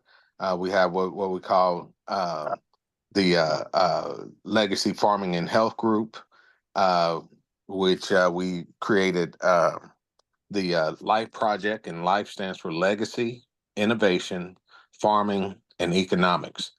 Legacy because we all have one, and even it doesn't matter if it's good or bad. You get to determine what your legacy is that you get to leave. Innovation is because although we it's good to know the things of the past, in order to keep up, we have to have a innovative way. We need to be on the cutting edge. Farming, because everything you see, everything you touch, anything you desire to possess comes from agriculture. And economics, because if it doesn't make dollars, it doesn't make sense. We need to be able to create that economic ecosystem to where, as they said, our money doesn't leave for, I'd say, 366 days. It should last for over a year in our community before it heads out. And so that is our aspiration. I have quite a few people on my team that's here. Tamika, Gabe, I think he's still on, and quite a few other people that I've invited from the different groups that we partner with across the country. Our concept is this: we're not in competition with each other. We're in support of one another. And so we're part of many different groups, as you can see, from many different fashions, from doctors to lawyers to different cooperations, cooperatives, different institutions. Each year, our Life Project does a conference at an HBCU. And so we've been doing that for 5 years now. And so we're continuing to do so. And our part of what we do is to introduce, initiate, and increase participation with our farmers and veteran farmers and new farmers with USDA grants, scholarships, loans, and programs. And so that's part of what we do here. Like I said, it's quite a bit. I could go a lot more, but for the sake of time, I'll digress. I did put in the chat that it would be great if everybody would leave their name, their contact information, and what state they're in, and we'll share that with the leads here, and go from there. But thank you guys, and man, I'm excited about this. Go ahead. Because he'll have a time of the talk. I told him until 8 o'clock. And who's got the Soul Food Museum? That's me. That's me. I love to bring all the farmers because as we start the tour for 2025 with Chef Will Hoyt, we need to have all those farmers being promoted during the museum. So as we're going from place to place with Sankofa, the Soul Food Museum will be a traveling museum as well. So having as many Black farmers partner with the Soul Food Museum in any kind of way is just be a perfect outlet. And I could bring Chef Will Hoyt on a call next meeting or whatever we need to get that set in place. Can you leave your name and contact information now, brother? So yes, it's there. I'll put it in right now. Okay, and put Soul Museum so we'll know. Okay. Okay. Well, in the interest of time, we don't want to. But I would like to hear just briefly, John, the individuals that you mentioned that were on the line. Have them say a word to Miko and the rest of them. They can just briefly introduce themselves. Yeah, for all those that I invited. All those that are connected, I think some of them introduced themselves a little earlier, but if you would, please go ahead and briefly introduce yourself again. I appreciate it. Thank you. And Soul Food Museum, you didn't leave no phone number, brother. Yeah, what I would recommend for everybody, please send it to hughwjr@gmail. I put it in the chat, but that's my email because the way we're doing it is kind of inefficient. We want to make sure that we document and get everybody's information so we can respond back to you about what you stated, about what you're presenting, and make a note about what you're presenting so that can trigger us so that we will can put you in our notes so that we can have a follow through with you. Yeah. And my email is Hugh, HUGHWJ as in John, R as in Robert, HughWJR@gmail.com. And give them mine. Okay. Well, go ahead. Give yours, Sampson. Rev Al Sampson. Sampson 10, like the 10 Commandments, @gmail.com. Small caps. Rev Al Sampson. Sampson 10 @gmail.com. And my website is revalsampson.com. Yeah. And mine is browndonald55@gmail.com. In particular, those that are going to be traveling to Ghana with us on September 19th, I need immediately a picture of your bio passport. That's the picture, that's the page that has your picture on it and your details. I need that immediately. Those that are traveling to Ghana with us on September 19th. But those that are not aware of it, my information is in the site, how to contact me to get more information. Donald, do you have a range of I know it's not perfect because of the moving price, but do you have a range of what that's going to cost? So they have an idea. I don't have any of that information at this time. We're in the process of gathering that. That's really going to depend on the number of people that we have going, and male, female, that kind of thing. So once we get you on, we'll have a range. But for now, those that express a desire, you need to let me know by putting your information in the chat or sending me the email to browndonald55@gmail.com or call me and tell them the date, Donald, again. Tell them the date again. September 19th is the departure date, 9/11, if I have to say it that way. But we'll be departing off JFK, New York, and we will be returning on the 19th. And then what airline and all that we don't have that information yet. No, you're not returning on the 19th. Donald, It's hold the on a minute. 11th through the 19th, right? Yeah. 11th through the 19th, Donald. 11 through 19. Oh. Yeah, I said 9/11, meaning September 11th. Mm-hmm. But you're departing on the 11th and coming back on the 19th. On the 19th. Yeah. Right. It's 9/11. That is 9/11. September 11th. Yeah, but just to make sure, yeah. But again, we want to reiterate the whole purpose of this initiative is to help address why don't we let Rev tell them what the purpose of the trip? Go ahead, Rev. I was talking about the organization. Go ahead. Yeah, get going. Someone needs to mute. Reverend Al? Yeah, the Can you idea, share with them the purpose of the trip that we're taking on the 19th? There's a fact-finding trade mission, but he will give you some more details. Go ahead. yeah, the purpose of the trip is to get the brothers and sisters from Ghana to adopt in a business relationship our Black farmers so that we can have a direct distribution apparatus in memory of George Washington Carver, because always remember, he's the father of agriculture, and they castrated him. And what we're doing is resurrecting him because of who he is. And I'm so happy that there's a daughter that was on the line whose mama introduced us to, that came out of Tuskegee. And that's awesome because it confirms and affirms what we are trying to do on behalf of our people, to bring the soul food vegetables so that they will not be tainted by European pathology. Amen.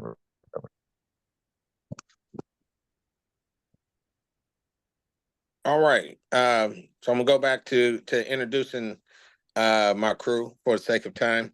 Tamika, if you would please, and then we'll go with Vaughn if he's still on here. And I think Sharon Mallory's still on. I'm not sure if Gabe's still on or not. If he's on, also introduce yourself. Go ahead.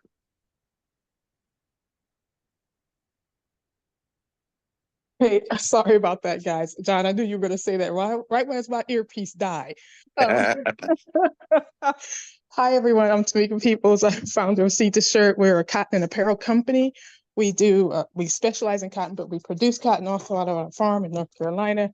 And we are global cotton merchants. So we partner with farmers out of Africa, Senegal, Ghana, Burkina Faso, Cameroon.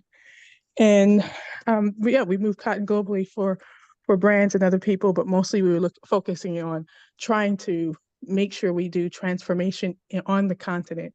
So in the textile space, that's a pretty big endeavor. So we look to make our apparel and our products there on the continent and ship it all over the world. Work within the Life Project. And so I'm also a founder of our nonprofit that does that work with the Life Project team and John Jamerson. I'll pass it what on is to your name again, ma'am? What is your name? My name is please? Tamika Peoples.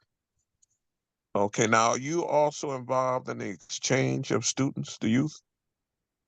We are, yes. We actually have done put together an exchange program focused on agriculture exchange for students and youth out of Africa. The challenge is we are looking to do that mostly out of South Africa because of the type of visa we are looking to do that under is the agricultural visa, and the only country on the list is right now South Africa. So yes, we do exchange programs and have an internship program we partner with NCA&T to do with other Okay, now are you the grant institutions. writer as well? Yeah. Are you the grant writer?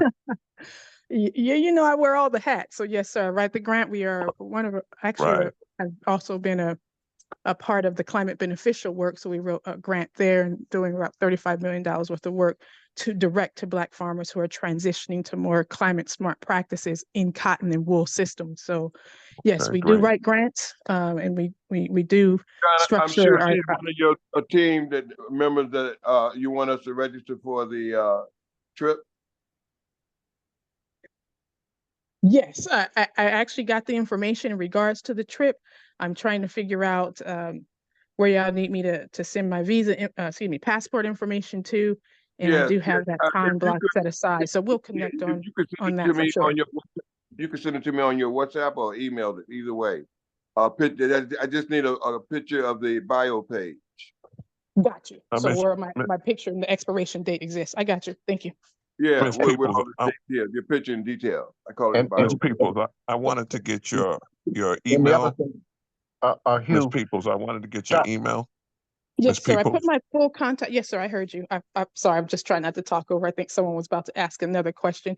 Yes, sir. I put my full contact information inside of the chat so that it's officially also on record even after you get off the call. But for sake of you probably copying this down without having to look at chat, is T as Yeah, in Thomas.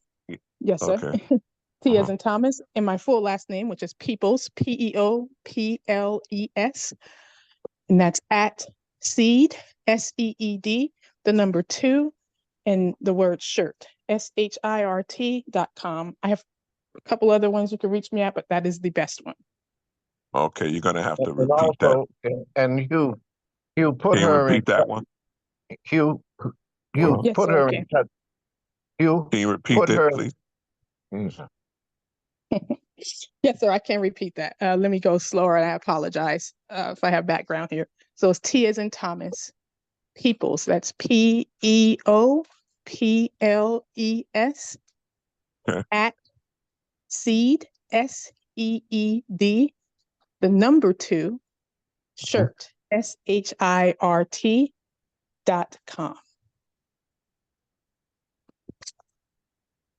Shirt after seed 2, right? Yes, sir. So Seed, SEED, the number 2, then shirt.com. My fingers is the problem. I got it. Okay. Thank you. Put her and You know what? It's easy to take some snapshots of the chat. I know, but we have so much. The chat is ineffective because so many people to get it all from everybody. When it closes, you can't recover it. So that's the Yeah, if you problem. just take a snapshot, you have it. It'll Absolutely. save Just in your phone. Hello? absolutely. And another It's okay. We've and got another all of tip, the sir. contact saved. So we're good. Absolutely. We have everything saved. Okay? No, Okay, great. I no, was about but to say it should. I It have should a absolutely. question for Yes, Mr. ma'am. Ms. Peoples. Yes, ma'am. You said you have the exchange program happening with only South Africa, so you're not doing any exchange with, but you did say you were buying from and exchanging with the people in Senegal area. But Yes, that yes. cotton belt, that Mali, Burkina Faso, and that eastern part of Senegal. So that would be great if you, anyway, I'd just like to know more about the exchange you're working with the youth. Can you identify yourself, sister? Oh, this is Ray Hamer. I work a lot with the youth, and I also, we just had a new factory built there in the Gambia for sewing. But I'm working a lot with the youth, and I'm really interested in educational exchange. I did my graduate study in justice and social justice in education. And I'm really interested in just helping build the capacity with the youth. And that just interests me what you said, South. Well, we definitely need to network because I'm founding a scholarship for African youth. So I'd love to talk to you about that. Wonderful.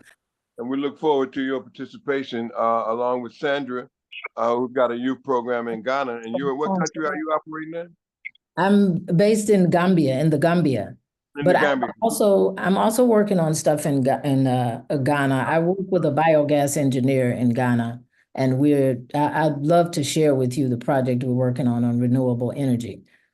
Yeah, that's why I want her to get in touch, put her in touch with Vince White, because okay, I will. Yeah, and we'll set that up with you, sister, with Vince White, because he's got 10,000 plus engineers that's working on that whole issue. Wow. Okay. Yeah. Another thing I wanted to mention also, excuse me, we're doing I wish I knew earlier about this. I'm leaving for Senegal the first part of September. I'm taking my 93-year-old mother to Senegal and Gambia. It's her first time going to the continent. Wow. We're hosting a team of sisters, doctors in the Gambia in February, for the month of February, we're doing a mission. So that's something I just joined to work with them. I'm also a healthcare professional. And okay. What's your expertise? Hello? We can't hear. We Oh, can't I'm hear you. sorry. It's really health education, though I'm a registered. I'm really more focused on health education with a focus on reclaiming responsibility for our health and well-being.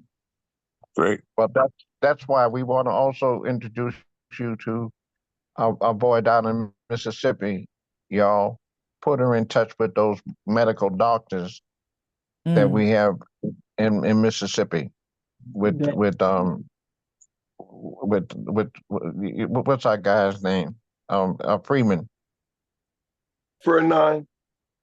Yeah, Ferdinand. McAfee. McAfee. Yeah. First name Put is her in Ferdinand. touch with McAfee. Ferdinand. Ferdinand. Yeah, his first name Ferdinand. is Ferdinand. Also, I'd like to, one more thing, please. I'm sorry. There is, someone mentioned something about arts and culture. And there's a sister, well, we're working on arts and culture. I'm an African dancer. I've been doing African dance now for more than 40 years. And the region that I'm in, that's one of the ways that I wound up being there in the region that I'm in is because of the dance. And it's a very important piece for us as in Western society, they've kind of separated that, from everything else, like music is its own thing, but it's never that for us. It's always intricately integrated into everything we do. Music is us. It's like a part of our identity. And we're working on building that up. So if anybody is working on that, I'm very interested in being in touch with them, consulting, working with them in any way to help build that aspect of our relations, cross-continental, as well as any space on the continent and here in the US as well. Thank you. Okay, great. Thank you. Yeah. Okay, so can I make a little statement, please? Yes. Okay, so once again, my name is Francis Opaitete. I am 100% Ghanaian. I live in Ghana, but currently in New York for some assignment. I am the country director for the World Conference of Mayors. So all those who are having projects in Ghana, I will be willing to give my spare time to support whatever you do to help you navigate some of the things or the projects you are doing, whether in the northern, southern, eastern, western Ashanti, or the central part of Ghana, whatever your projects are. If you can connect me, I'll be of tremendous help to you in my capacity as the World Conference of Mayors country director. And I also have 2 degrees in agriculture. My MPhil is in migration studies. So everything you are doing in those areas, I will be of help. I can be of help to you. Thank you. Donald Brown. Yeah. Get his Hey, information. Donald, you have his stuff? You got his contacts? You got his information? Yeah, we got it. You sure? Okay. Okay, we got it. Because he's an important person since he's with the World Conference of Mayors. Panama's here taking the notes. Make sure you get him, Donald, because he's with the World Conference of Mayors. This brother, huh? You got it? Yeah, you have it. Okay. All right. Okay, that's great. We got that. Okay. Ranch D71. You've been very patient trying to get in. Okay, Ranch. Thank you very much. My name is Chris Wilchcombe.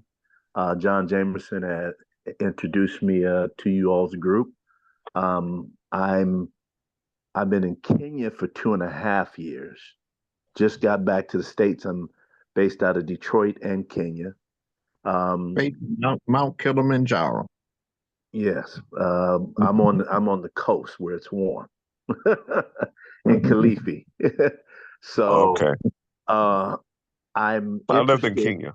I lived in Nairobi. Nairobi's nice, but I grew up in Detroit. I like the coast.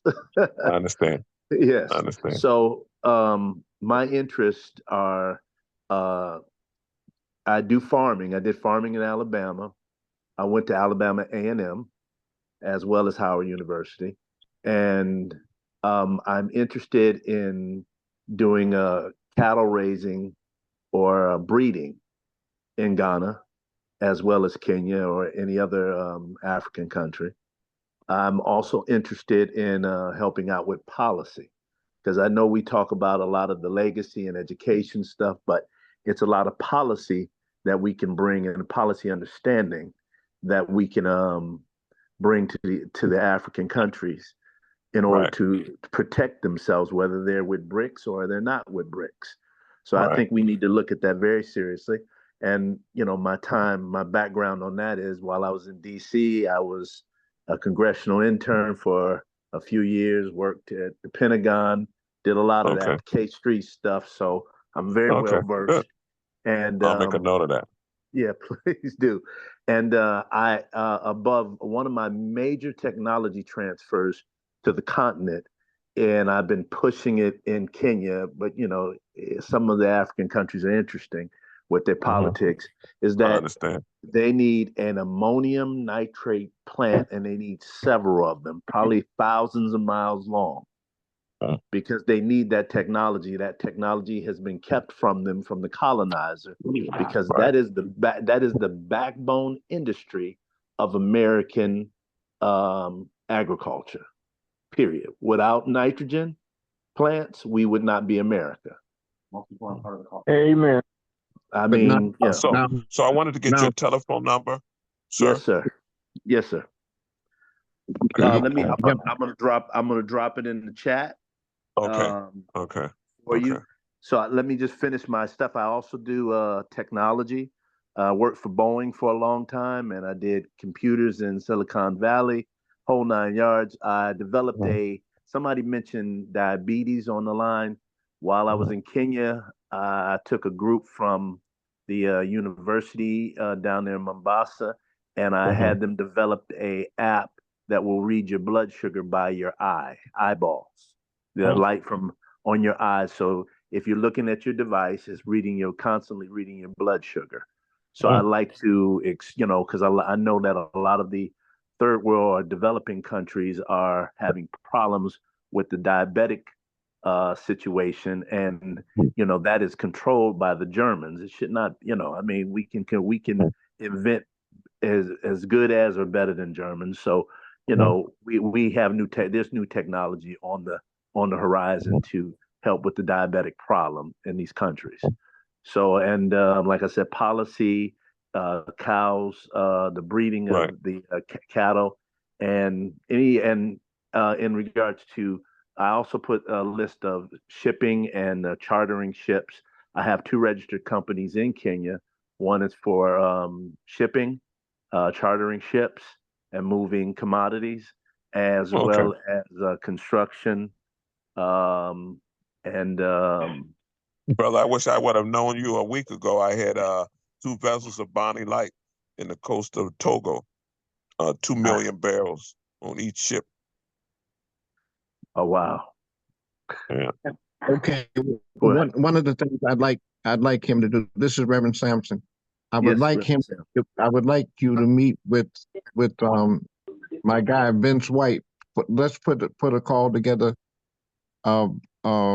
Bobbitt and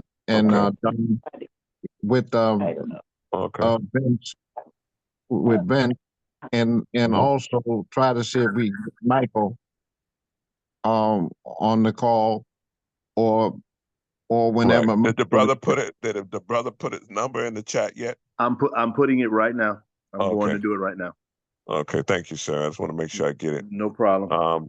We'll definitely link you up. But what I wanted to say, to add what Reverend Sampson said, I don't know if you heard the comments by Christine King, but Christine King was part of this call, and she is the liaison to the Representative Jonathan Jackson, who is sitting on the Agricultural Committee in Congress.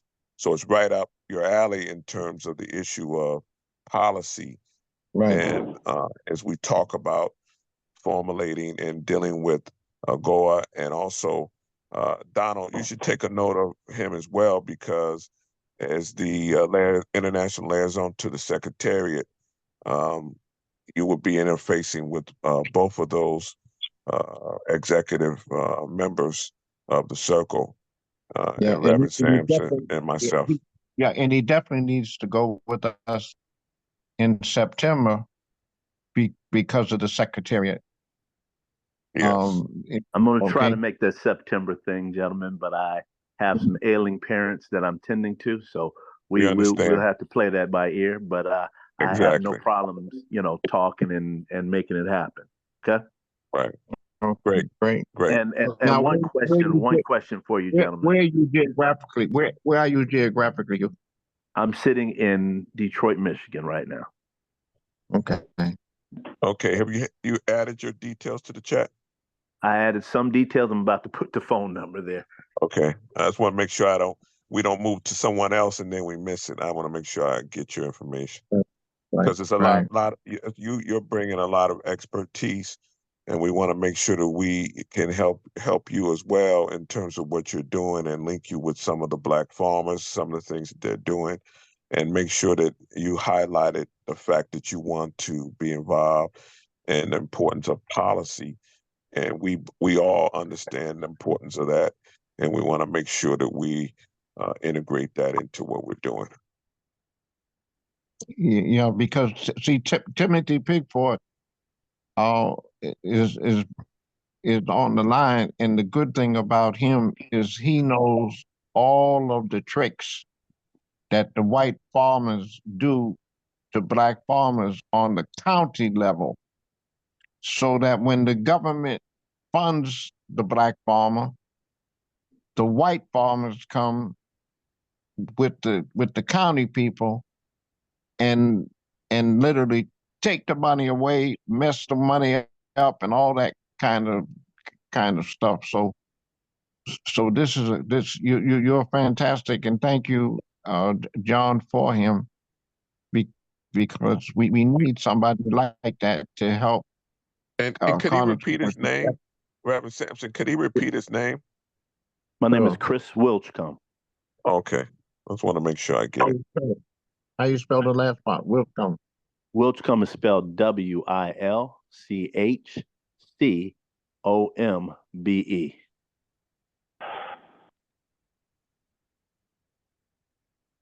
Okay, and I'm waiting for your information. I'll take it down. Phone number I just put in the chat. Okay. Good. Thank you. Appreciate it. Thank you. And I'm able to have a copy of everything that's in the chat that I'll make sure that you guys get, Hugh. Okay. Okay, because I think last time we didn't get it, and I don't want to make that mistake again. I think I didn't get it. Yeah, well, that's why I'm recording this time. Right. Thank you. Good. That's perfect. Okay.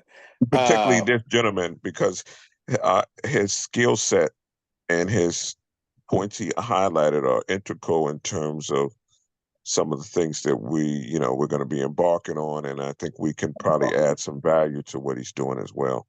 So. All right. I think and the other good thing, this is Reverend Sampson. The other good thing about him is with Christine, we can get some Black congresspersons. Dawn is real close to Rashid, who's up Hakeem, who's up in New York, who's the chairman of the Black Caucus, and we're gonna try between now and after the election, we're going to have a meeting with the Black Caucus, but we want to make it so that it's not a rap session, it's a map session, because we need to institute legislation so that Timothy Pigford, who knows the story on how they jam Black farmers on the county level, and how Black bourgeoisie protects the white boys while they're doing the assassinating of the Black farmer. And we got all that reality, and that's why, John Jameson, you're gonna be a part of our inner circle. And Reverend Sampson, I wanted to ask the gentleman, uh, what his the AGOA Act? How have you? What's your assessment? Short of that act. How if that has that helped you in business there, or no, or yes? Are you talking to me? Yes, sir. Okay, GOA Act, I don't know about it. I haven't looked at it. I probably need to look at it. If you send me a link, I'll read it. Okay. No, I haven't. Okay. Not for Kenya. I mean, Kenya, you trying, it's the wild, wild west. So Right, I understand. I live there. I understand. yeah, you understand. So, Yeah. but I do have a statement in regards to the fertilizer thing. You know, it's not that we just give them a fertilizer plant. There will be the aspect of the consulting dynamic, which will be the elements of how we have our co-ops set up in the country. So it's further than that. And you know, I came up with a statement on the PowerPoint, and I'll send you my Kenyan PowerPoint, which can probably be, you know, 7 to 12 pages. It's not long, but you know what I told the Kenyans, I said a nation that can feed itself and feed others, that's the definition of a superpower. Right. So if we can, you know, if we have the Congress people with the fortitude to make it happen, because you know, United States, we're not building them anymore. We actually have been selling our nitrogen plants, but we can get them built in China or India and get them shipped over to Africa and then assembled there. Yeah, but we got somebody who's on the board of the World Conference of Mayors, a brother named Vince White, and he has a way of looking at waste, and he's got 10,000. I think that's what his figure is. 10,000 brothers and sisters that's turning waste into a positivity for the farmers, and we're going to set that up with John Jameson and all of us, so that he'll be able, after we get you with Christine and them with Congressman Jackson, because he's new to the agricultural world, and that's why I'm on it with him because of him. And he and I knew each other because of his daddy during the Martin Luther King days, and he knew that I'm the only one in the town that has the Black Farmers Department with my George Washington Carver motif.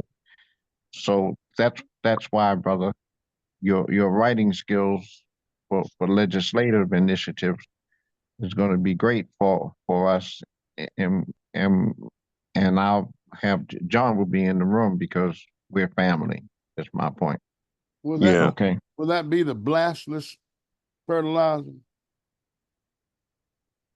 Are you It's speaking some with kind me of fertilizer to make it with waste? Yeah. I'm just asking. Well, let them tell you that. Don't ask me. I'm gonna put my guys on the phone with Yeah.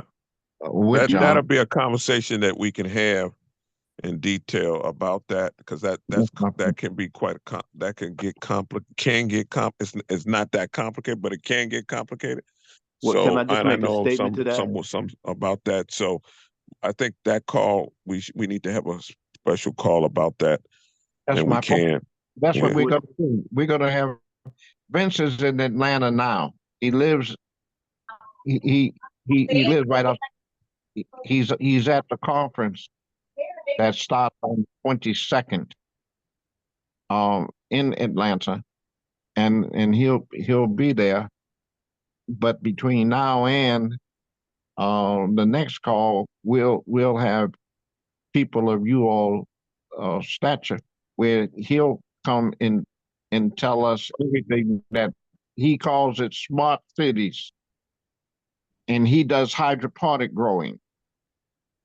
I heard somebody talk about hydroponic growing. He's done all of that, and that's why we'll do a session on it with him, so that he can look at what we talking about in relationship to what he's doing. Okay. But brother, what you're saying is a lot of the African countries, they're missing that piece in terms of the ecosystem of production, right? Well, That's the correct. ammonium nitrate allows you to do construction. It allows you to go to space. It allows you to Right. do a whole lot of stuff. It allows you to get in the pharmaceutical industry, everything. Right. So Right. it's just not the, I know they have the smart waste and all of that, and that's good. But the ammonium nitrate plants, if you produce 2,000 metric tons a day for a whole year, that feeds 10 million people. Right. Oh, per plant. So, that ammonium nitrate is a different component than the smart fertilizer that they're coming out with, the different things, which they can use both.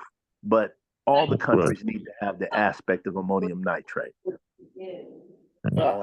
would add one more thing to that as well. This is Cecilia Mercado.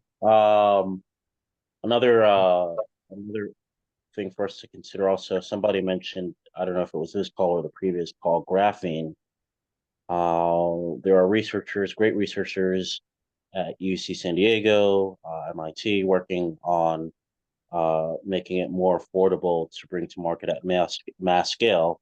But graphene production is going to be super important in the 2030s, and I believe there's a production potential there in Ghana as well. Something to take note of. Yeah. Okay, that's all the more reason why our guy, who's got technical people, will tell us, and you all can listen to him, and he can listen to you all. Okay, and that'll help us. Okay. Yeah, but like you said, the waste part is an important part to link to the conversation, and so Vincent White can address that for us. I'd like to chime in just a second. I just want to say that it's really critical that some basic, any new technology or any new knowledge that we have, it's really important that we find ways, create ways, and utilize ways to get information out to our people.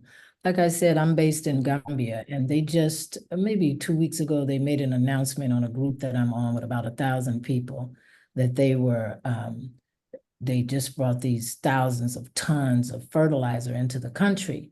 And I asked, is this fertilizer natural? Is it organic? Is it toxic? Is it poison? Because they actually have a regular service or product that they use that they literally call poison. When you go into a shop that sells tools and whatnot for gardening, they'll say, oh, and we sell poison, and this is what they're using.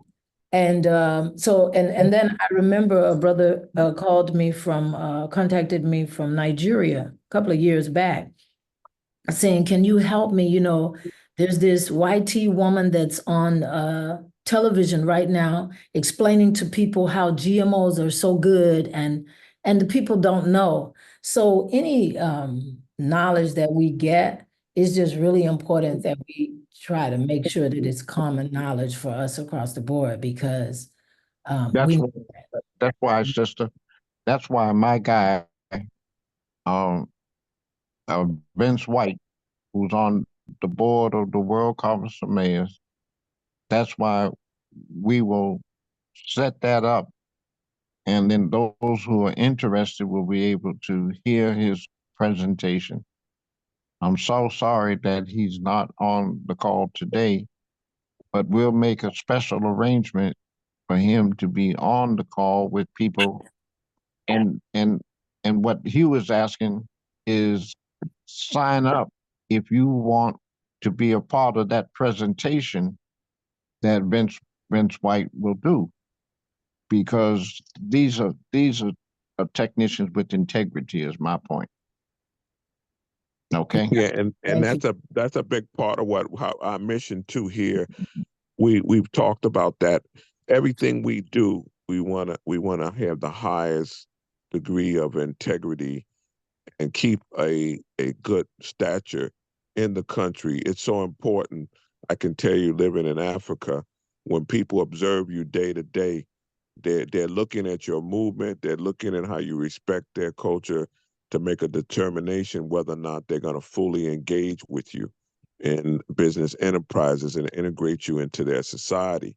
And it's so critical that we come the right, correct, which we will do in terms of what we're bringing to the table. And once they see that, this group can add some value, and the Ghanaians see that, you have something to offer, and they're going to benefit, it's going to be a major plus for what we're trying to do. Yes, give thanks. Because what happens is a lot of other cultures, like the Chinese and all of them, have been coming to Africa in the last 40 years. Can we say rapey? Yes. That's what I'm getting ready With to say. arrogance and no humility. But Absolutely. And no respect. None. But that's what I'm getting ready. That's what I'm getting ready to say. But see, colonization works in both places. They trick our people in the ghetto, and they trick our people in on the continent. And I'm saying, I've been going to the continent I'm 85 years of age. So I've been going to the continent for the last 45 years, 50 years. And my point is, I saw when the Chinese wouldn't even talk to black people. But then all of a sudden, they started mingling with particular black people. And that's why in a lot of these countries, you're having the riots that you see with the young people shooting the old folks, because they broke the integrity with these colonized people that don't look like us, but they come from their own culture to be predatory. Kendrick Lamar. Yeah, and I think Donald told the story recently when we were in Gabon together. The Chinese, they were literally saying that their workers were dying on the spot. This was 1998. Reverend Sampson we were all together, and they were saying that their workers were dying on construction sites and building things, and they were shipping coffins out the country, supposedly with their bodies. Hey, Doc, And how's the it going? coffins were full of gold. Oh, Lord. And they go ahead. Yeah, No, you continue. Go on. And they opened finally they said, hold it, something's going on. Too many people are dying. And the government officials in Gabon, in Libreville, Gabon, opened up those caskets. And they saw nothing but gold in those caskets. I can tell you the Chinese had some making up to do with the Gabon government. They were building their National Assembly at the time. And they made sure that those Chinese made them whole on what they were doing. But that just shows you the treachery and the games that they play on the continent of Africa. All right. Hey, I still got I believe 3 more guests on here. Okay. Sabeko Jawanza, Tim Anderson, and Sharon Mallory. Okay. That if they could, those 3 just jump in briefly and share their information. I think you'll find that also to be beneficial. Okay. We'll start with Tim. Tim, jump in. Good evening, everyone. My name is Timothy Anderson. I'm a retired disabled veteran. I have a background in computer information technology, also in security, lethal and non-lethal. I grow heirloom vegetables in raised beds, collard greens, kale, cauliflower, broccoli, carrots, rainbow carrots, tomatoes, hydroponically tomatoes, lettuces and herbs. And I do mushrooms in in a building, and I have tents to control my temperature. So I do all different types of mushrooms. Where you your name again? Your name again? Timothy Anderson. Okay, thank Where you. you geographically? Where are you geographically? I live in Warner Robins, Georgia. Originally from Baltimore, Maryland. Oh, great. Okay. All right. Thank you, Tim. Mm-hmm. Sabeko?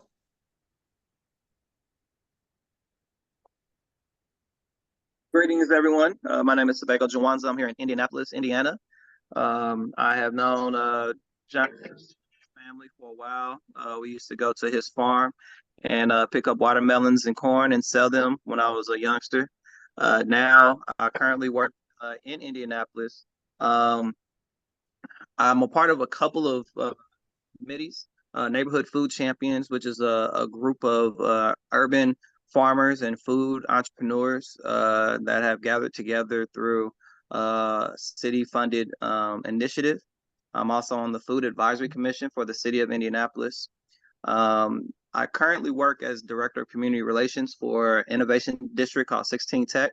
But before then, I helped to build a food justice program over at Flanner House, which is a multi-service center on the northwest side of Indianapolis that serves predominantly Black population, where we have a 1.acre farm, and I helped to construct a bodega-style grocery store as well as a cafe to be able to sell the produce that we have on the farm. Since I left there, they now have produced 3 greenhouses. And one of the main functions of that was to help with the food insecurity of that area. It was considered a quote unquote food desert, as well as have a program called FEED, Farming, Education, Employment, Distribution, that helps young people opportunity youth. That label is for 16 to 24-year-olds who are currently either not in school, been kicked out of school, or have had and we work strictly with those young people to work on our farm, as well as to work in our store and other people in the neighborhood as a stepping stone into that next point. Currently, I'm also a global consulting. Just came back from Ghana, around the Volta region area, and wanting to make sure that our assets here in Indianapolis, very well known within the community engagement piece of work within Indianapolis, connecting our young people to those over in the diaspora to make sure that we have this international experience for our young people, some of which who rarely leave their side of town. So my goal here is to connect with like-minded people to be able to connect. I'm an ambassador for food justice, and you know, instead of saying food deserts, when I was working at Flanner House, we literally used the term food apartheid, coined by Karen Hunter, to make sure that we, Karen Washington, I'm sorry, to understand the whole total aspect of what our food ecosystem is all about. And John Jamerson, my father, and I helped to bring in USDA food from during the pandemic, and bringing those boxes into Indianapolis, and created the ecosystem from that initiative of making sure that we understand who does what here in Indianapolis. So it's just a little bit about me. I'll make sure I put my phone number and email address in the chat. Just here to make sure that I absorb and be as big of a help as possible. But everything that everyone's talked about sounds of great interest to me and is right around some of my wheelhouse as a consultant. Thank you, Sabeko.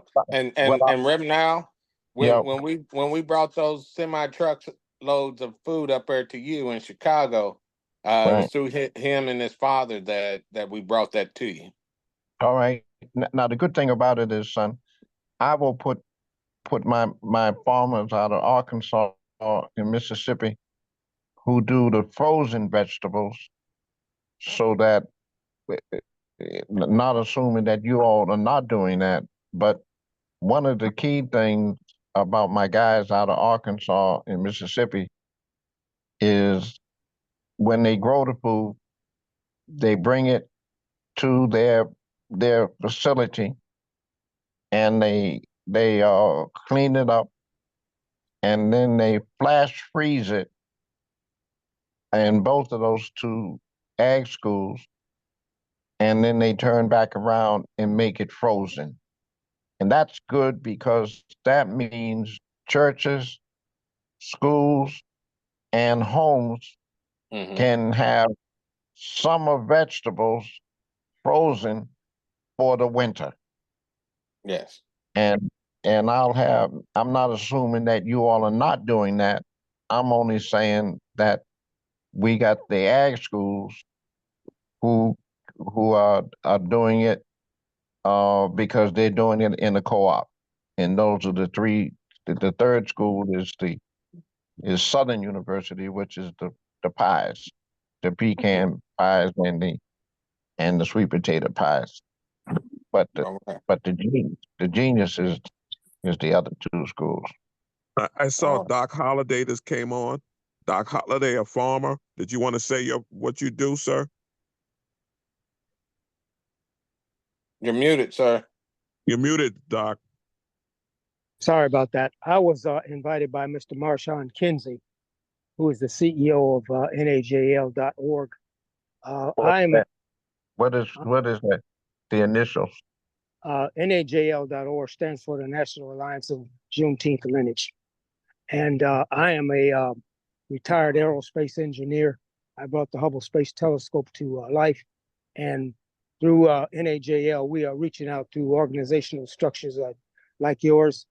And I was invited in to listen to what you're doing. We have a gentleman who is out of Atlanta that is over farming, and he has a business association. So I wanted to make sure that I could give him the information on when you would meet again and tie him into what we're doing, because we have to now network across America and the African and American diaspora in all manners.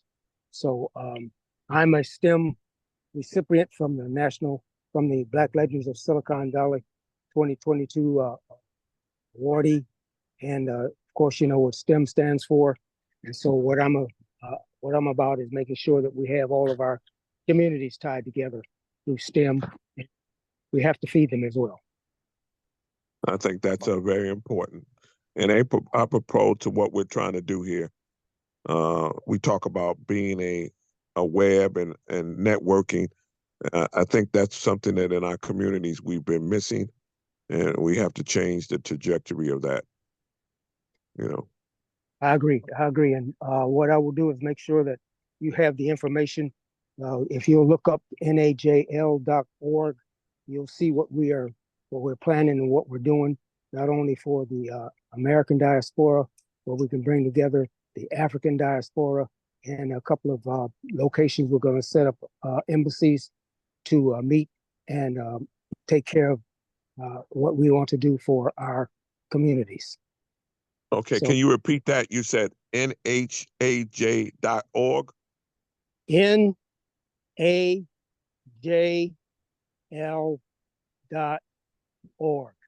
Which means what does it mean? National Alliance Juneteenth Lineage. Association of Juneteenth Lineage. It's the original Juneteenth organization. Yes.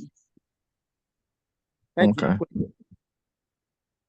You know, you and also Doc is Man of the Year for Onyx Magazine. You know, the Hubble telescope would have never went up if it wasn't for Doc. He's also built a couple satellites, so he's going to be very integrated into the STEM and being able to help us watch over our farms and making sure we have the right technology and water usage for our farms and things of that nature. Excellent. Okay, great. That one more We got time. 2 more people on that needs it being introduced. Is that right, John? I just got one more, I believe, Sharon Mallory with 2020 Cooperative. I believe that should be my list. If there's anybody else, go ahead after her. But I think everybody else has been introduced. Okay, Sharon? good evening, everyone. I'm gonna keep mine real brief. I am 2 hats here. One, I'm own a small investment firm, and then on the other aspect, I am the executive director of the 2020 Farmers Co-op.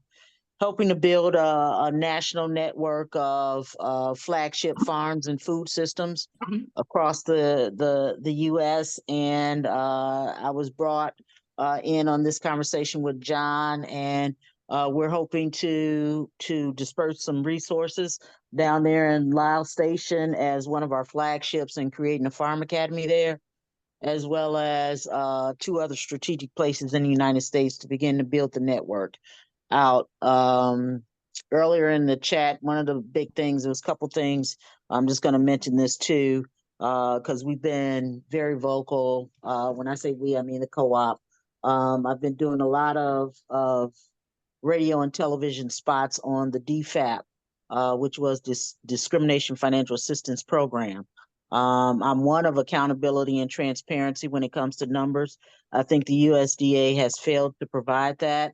And we know, based upon a national survey that was sent out, that Black farmers once again got the short end of this stick, and especially our elder Black farmers who've been at the struggle for a long time. I am not a farmer by training or profession. However, I'm learning a lot and picking up a lot here, but my objective is to help Black farmers grow and scale across the U.S. and the diaspora as well. So we're really trying to help farmers connect into the resources that are out there and to maximize them while they are there and connected, so we can collaboratively have more of an economic base to build across the U.S. I had a question. What resources do you specialize in? For that, we basically, I'm looking at Donald, I was revitalizing. asking or something.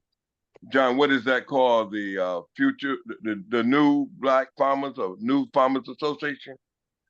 That was a discriminatory group during, and they were forced to go into with the Future Farmers of America, and they kind of lost the culture part of what the Black farmers was bringing.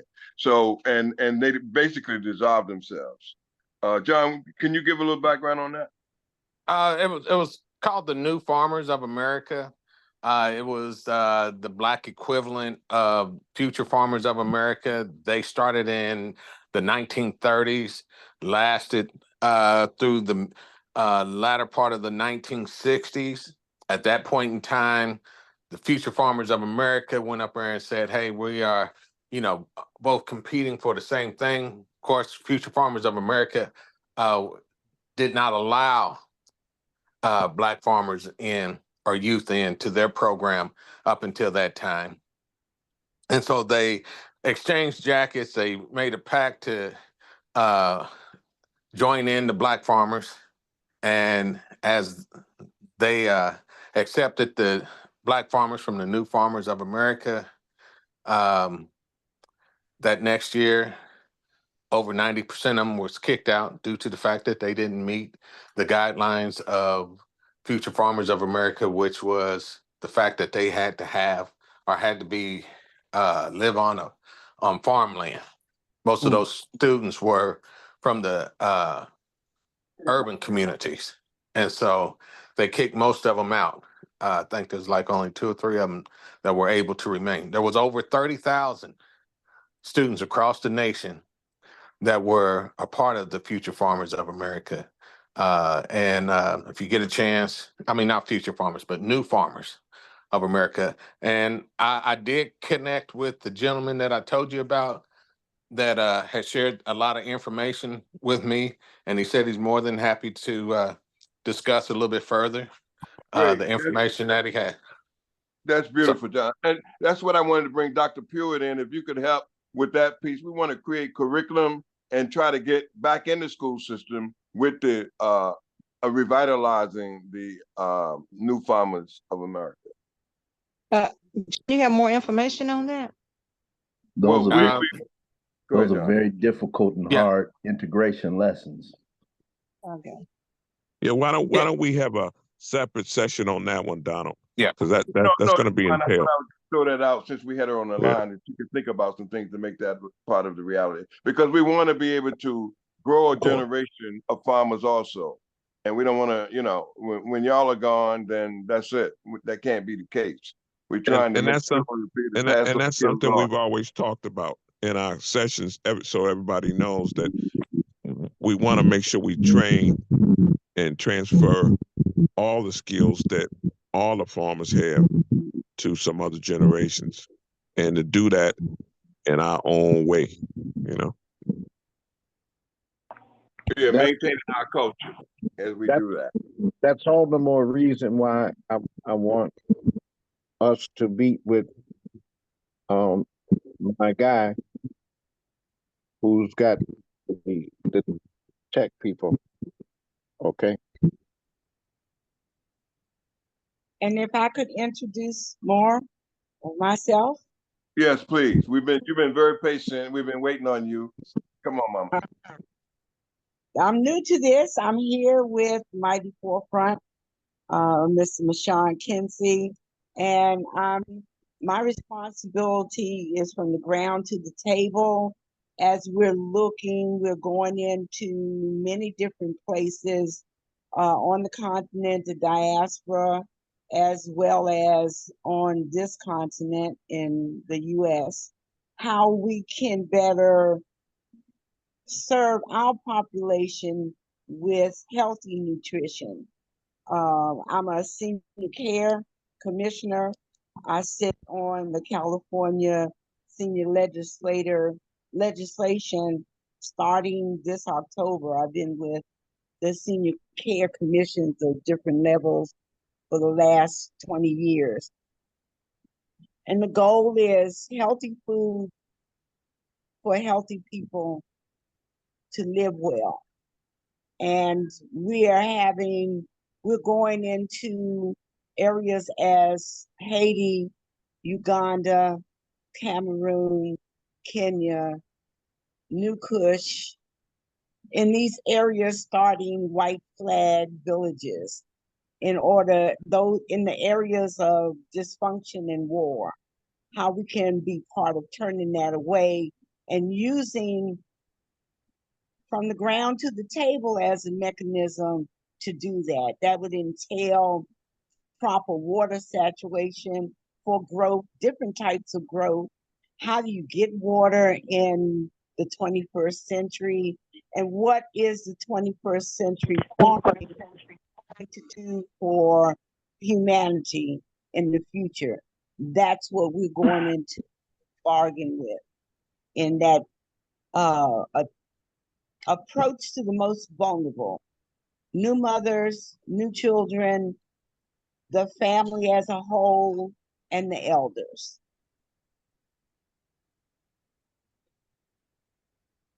Yeah, that's Vince White. All that's Vince White, y'all.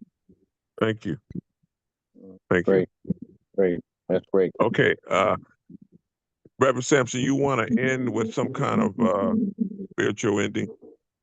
Well, yeah. Go on. Someone else was saying. Go on. This is Patricia Muhammad. Can you summarize what the goals and objectives and mission in the May trip? Because I know we started off with that, but that was almost 2 hours ago, almost 3 hours ago. Well, the initial goal for the meeting is to, if I can just respond briefly to that, is to, one, get all of the people that are going on the trip to Ghana September 11th, well, we need their passports, and to give them what the criteria is and what's required. That's what was the part of what is the trip? That's what I'm trying to say. I know that. I mean, what's the goal and mission? It's a fact-finding trip that's established by the George Washington Carver Farms International Secretariat, taking a group of farmers over and specialize in different sectors of product and the industry and professionals that, and mainly some members of our executive board and the board will be traveling as a fact finding in September. In February, we're taking a larger group over. You know, and Donald, let them know you'll be following up with some kind of, short note. Yeah, we're following up with some kind of short detail on that. But those that have already been in the loop and travel ready, and by that I mean travel ready. You have your passport already. We have arranged for visa on arrival. That's why I need the bio cover of your passport tonight, tomorrow, latest. Okay, sir. Have you initiated contact with the Ghanaian government, with Sister, did you get on the line at the beginning of the call? Yes, I but don't I think did. so. But again, that was about 3 hours ago, and really, I just But didn't. then you would have heard that we were formally invited by the Minister of the Future and also the chieftain of the Paramount Chief of Ghana, who gave us 500,000 acres of land. Did you hear that? I heard that, but are you invited by? I understand the chief and all that, but I didn't hear anything about the Ghanaian government, and that's why I'm just trying to ascertain what is the relationship with the government. Ma'am, I think what you maybe you missed part of our conversation, but we have all been delegates of the World Conference of Mayors to Ghana 25 years ago, and we all have serious government relationships with numerous ministers, including the president. When we went there, we had a sitting with the president of the country, hosted us when we went there. So I understand that we that. have relationships with the government, 25 all of years us. ago. I Okay, understand. but sister, This this is the Reverend. Sister, this is the Reverend. What we're doing, we have presented the George Washington Carver program, which is Black farmers. I'm producing a marriage. Black farmers are marrying African farmers. And what we found out was it's better, rather than go through the government, it's better to go through what they call the Secretariat. Reverend Sampson, why don't you give us some notes about yourself, who you are? No, I know Reverend Sampson. I know. I mean, everything I know by back then, Jerry Rawlings was in, Leon Sullivan. I was a part of all of that. Sister, slow down. She has Okay. a legitimate concern on their immigration policy. So slow down. Everybody slow down. I heard the question. I'm a student of Martin Luther King. His genius was he listened to people. I've been listening. I'm only saying that as a result of us talking to the government of Ghana, with the people we have inside, we know inside the government of Ghana, we have been advised that there's a brother who's been on the continent for 50 years, and he now has been working with what he calls the Secretariat, which means that we don't have to go through, quote unquote, the government process. They have acquired 500 and some odd thousand acres of land, and they want to have the following things. They want products from Black farmers on what they're growing in Black America, but they're having problems in Black America because the white farmers are shutting down the Black farmers because they don't want it to be commerce. So what they have said to us is, we're sending you a letter, and Don will, when you put your phone number and everything in the chat, Don will send you a copy of the letter that basically says, come over and bring your capacity, whatever you're growing, and let's see if we can have what the Agora Act is. It really is basically saying that whatever products you have, we will monetize those products, and we'll be able to feed our people because the products have all the nutrients that we need for our people not to starve. Reverend Sampson, I think her question is getting into the immigration, and I think she has to. Secretary, brother, wait a minute. I heard her, and the answer is our guy, Dr. Alami, has given us a letter for the Secretariat, which is not the government establishment. It is their establishment that they have been able to show us how we can produce our vegetables with them, or those who are farmers, but they want to get more mechanized in their farming capacity. So number one, purpose. Number two, presence. I think we are mixing some things up here. The thing is that the chieftaincy institution in Ghana, our chiefs and queens, have that power to be able to negotiate with any international body for a project like farming. Wait, hold on, Mr. Remember Francis, that please Ghana, we hold are in on. an election Hold year. on. We are in an election year this year. Hold If you on, go to hold Ghana on, trying hold to on. deal with government agencies, you might end up using your money for campaign. I just want to warn you people to be careful. If you are going to deal with government agencies, the best place to go is to see the chiefs and deal with them at the municipal, district, and metropolitan level. Thank you, my brother. Thank you. And that's where we got our invitation from, the Paramount Chief. And that's what I just said. Good. Go ahead with that. Thank you. Please, we are in election year. If you're not careful, people will use your money for campaign. Brother, you can't dominate.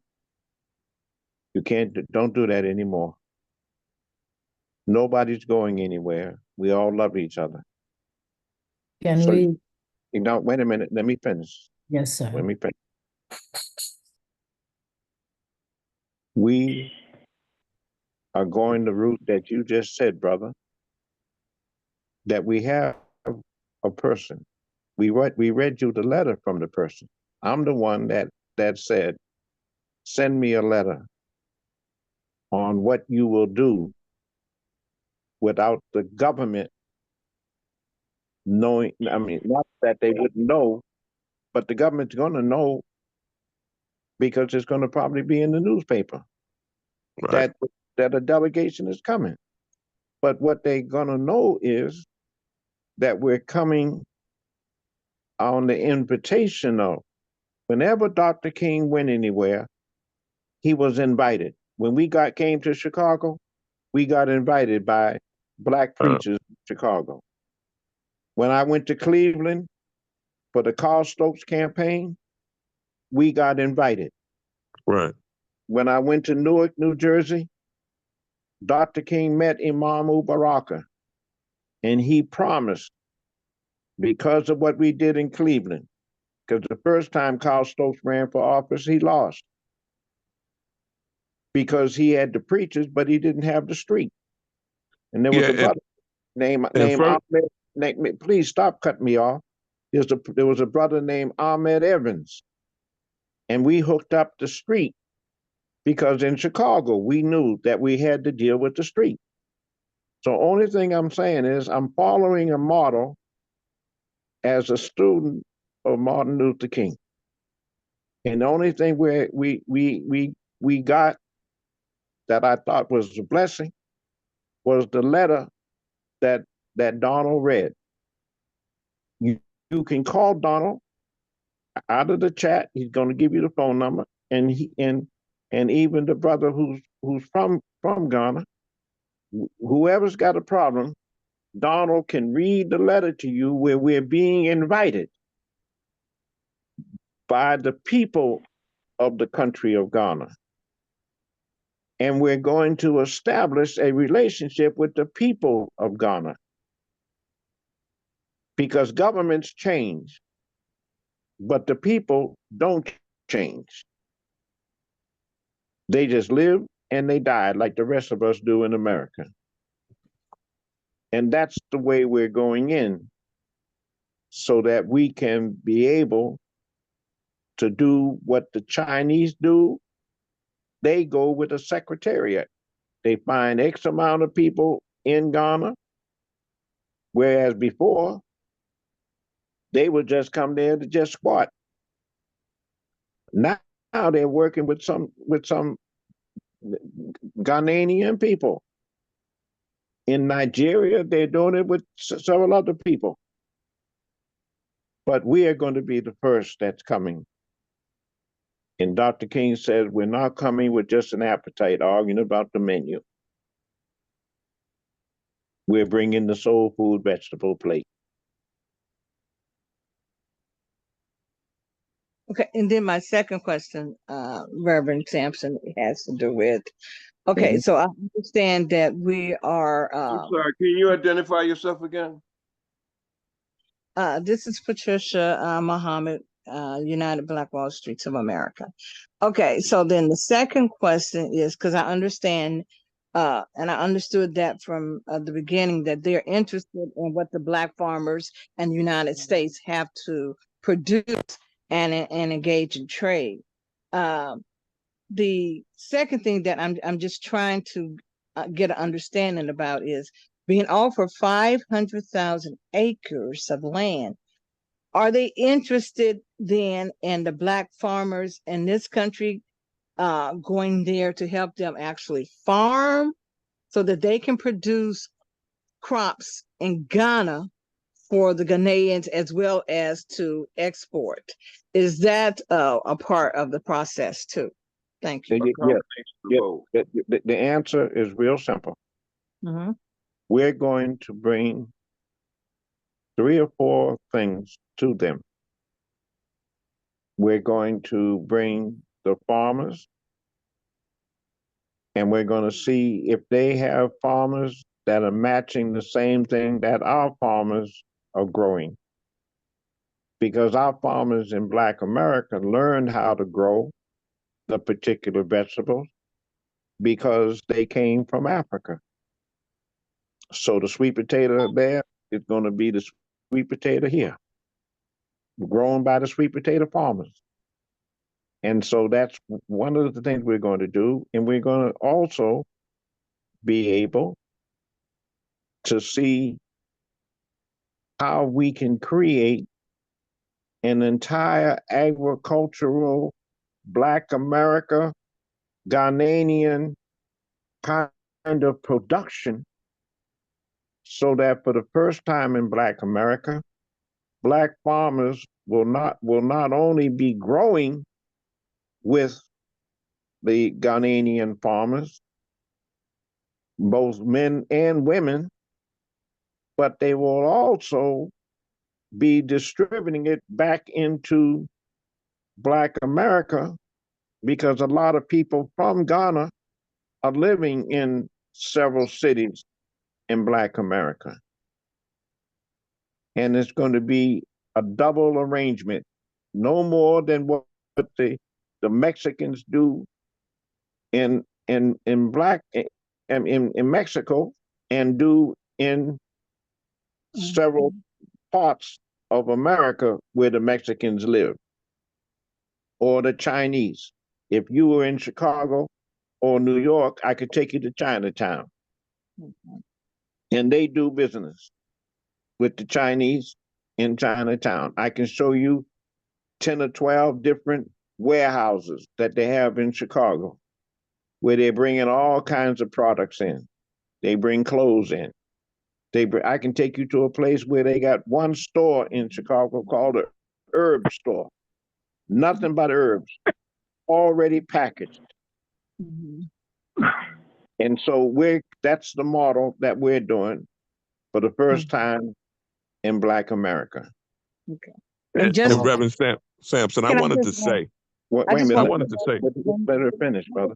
Go on. Go on, I just sister. want to clarify, because I need to report back to other people. I have about 10 or 15 people on this call, and I need to also other people. So I need to get clarification in order to articulate it back to others. Okay, so now let me help you. Just stay there 1 minute. Wait a minute. Just stay there 1 minute. After the call is over with, because you've been invited by John Jameson, Donald Brown is going to get the letter over to you from. I have a copy, Reverend. I have a copy. Okay, great. Sister Go on. Patricia. I just wanted to get one more clarification, That's Let, all. One let, more let thing. her finish. Let her finish. Let me listen to you, sister. Go on. One other thing. Okay, so if we want to, if in this partnership, we're not actually, the land is being offered. So we wouldn't, if I say, okay, we want to have, say, to farm 10,000 acres of this land, we wouldn't have to purchase the land. We would just have to invest it maybe in a farmer in Ghana, and then maybe bring some of our people there as well. But we are not purchasing any land. We're just saying, okay, we have access to Sister, can I 10,000 respond to that? I acres. respond to that by saying that you will hear directly from Dr. Milana in regards to and what denominations and terms the land will be available to us. Okay. And that might mean, sister, this is Reverend Sampson, that might mean that we'll find somebody who growing sweet potatoes in Ghana. Right. We can expand his growing sweet potatoes to export it into our towns. Right. That's what I want. Okay. No, Right. but the thing is, but we're not going to be able to do it on the phone. That's why Don Brown is saying it's a fact finding. Okay. So that you have a legitimate question. It's a fantastic question. But when you sign up, we're going to go over in September, which is next month, and we're going to try to figure out, like I got to figure out how I'm going to pay to get over there. But I'm going to go over there with X amount of you all, and we're going to be able to see how we can get into the arrangement. Brother okay. Al, and I just wanted to say the reason finish. Go on, sister. Go on. Right. The reason why I was saying that is because I had Brother Walter and Kwame and Rami on the phone. I'm sorry. He's protocol secretary with the Nation of Islam, and Minister Akbar Muhammad. I'm not sure if he's there now. I know a few months ago he was there in Ghana. We're family. We're family. The last time I was in Ghana, listen to this, sister. You're a fantastic sister. The last time I was in Ghana, I was invited by Al Sharpton, and Cornell West went there. I gave him one of my Bibles in the Almeno Castle, inside the dungeon, after he took us to the W.E.B. Du Bois house. And Akbar Muhammad and I are family. We all family, because they all started out of my church system. So I'm real happy. I'm real happy that you're a part of the family. And the minister's 90-year birthday last year, Father Flager was sitting next to me on the left. I was sitting next to the minister on the right. And he was then sitting with his wife. That's how close I am. Well, I know that, sir. Yeah. No, I so just want to know amount of investment we have to do. That's all. Only thing I'm trying to point out to you, I really want you to go with anybody from the nation that you want to go with you, because it would help me because of my relationship with him, because I know that he's got a farm up there in Michigan with 200 acres of land, and the Honorable Elijah Muhammad still has his product in Georgia, where he came from. So that's why I'm taking this time with you, because I'm so happy and excited that if you and whoever else wants to go, let Akbar know so that he can come on the next call we have. It would be great. Once you tell him that I'm doing this, he would be great to be a part of it too. Okay. But Reverend Sampson, let's reiterate. If you were on the call in the beginning, Donald Brown highlighted and outlined that there would be some minor costs in the process of purchasing any land that would be offered. It's not being offered gratis per se, and it's not all being offered. I want to set for the record, as a chief financial person, this is not 500,000 acres is not being offered in its entirety to our group. But Hugh, Understand? but Hugh, here's the point. Her point is, a lot of us don't have money to buy. Let me just finish, brother. Let me finish. A lot of us don't have money to buy the land, but we might find a farmer there who can, or an investor there who can buy the land on our behalf and allow us to bring our seeds or skill or skills or whatever, or the export under the Agora Act back into Black America. So that's what we, sister, that's what we have to negotiate.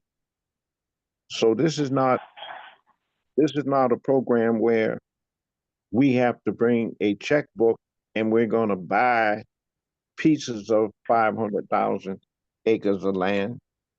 It's a place where we're going to negotiate ability to give them Black farmers expertise and to set up the George Washington Carver Federal Credit Union, because we might find some Ghanaians that have money and they might want to fund us, because we got some Blacks in America that want to fund us for the George Washington Carver Federal Credit Union. So we're not going today, we're giving people, only thing we're doing now, which is why Donald keeps saying it's a fact finding, is that we want to first get live bodies with a track record so that we're not lying to the people. We're telling the people the truth. Tim Pigford is a farmer, and he's got a list of X amount of people who are farmers. John Jameson is a farmer, and he's got a list of X amount of people who are farmers. And what we're going to work out is how we can take the reality of their production capability and either joint venture with somebody who is a farmer also, and then expand their market into Black America. Because a lot of Ghanaians are living in Black America, and we might be able to set up an economic arrangement. We won't know that till we get to the table. But what I asked the brother to do was send a letter inviting us, and that's what he did. The value of the letter is for us to explore. So that's why we got Hugh Bobbitt, because if we have to find financing in order to do the deal, he'll work with us to find financing. If we have to get farmers in Black America who got land, we'll got a joint venture with them with the, we don't know how we're gonna work the deal. Only thing we know is that we got an invitation. Can I? Yeah, I just wanted to say, but I wanted to say, Reverend Sampson, I wanted to include, we have experts in almost every niche going on this trip. And part of my expertise in finance is relationship building.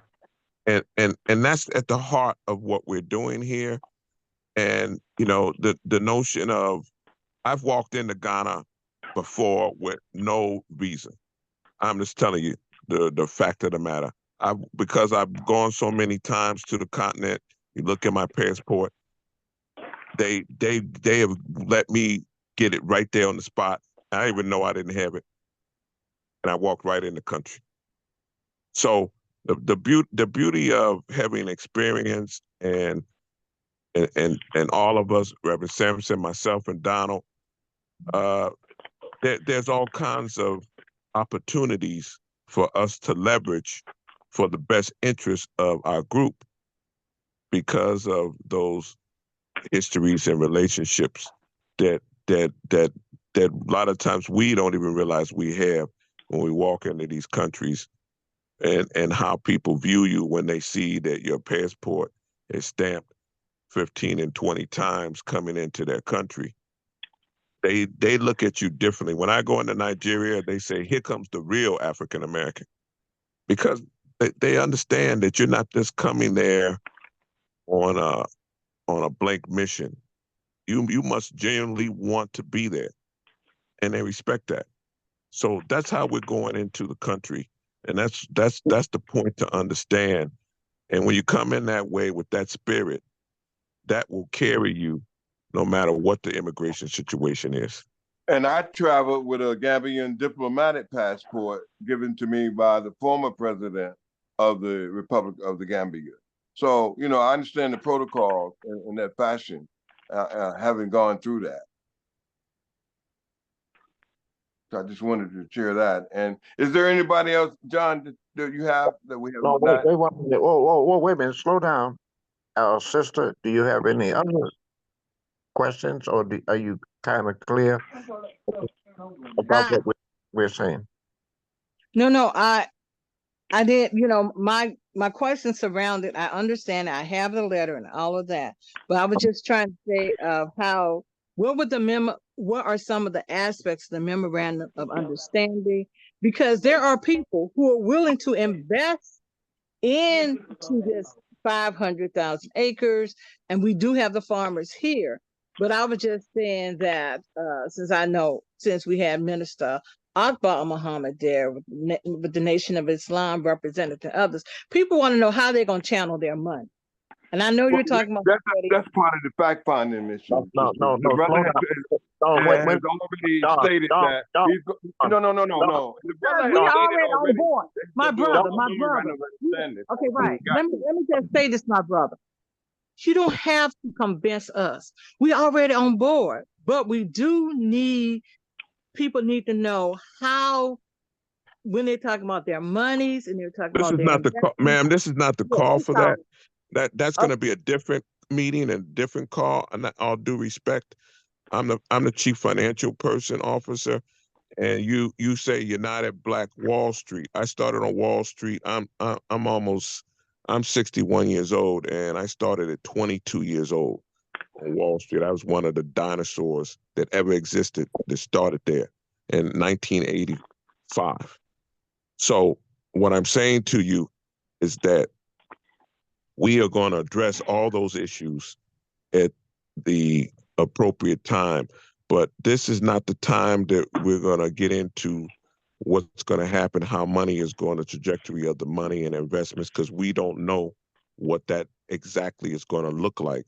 As Donald and Reverend Sampson has pointed out, we are going on a fact-finding mission at this juncture.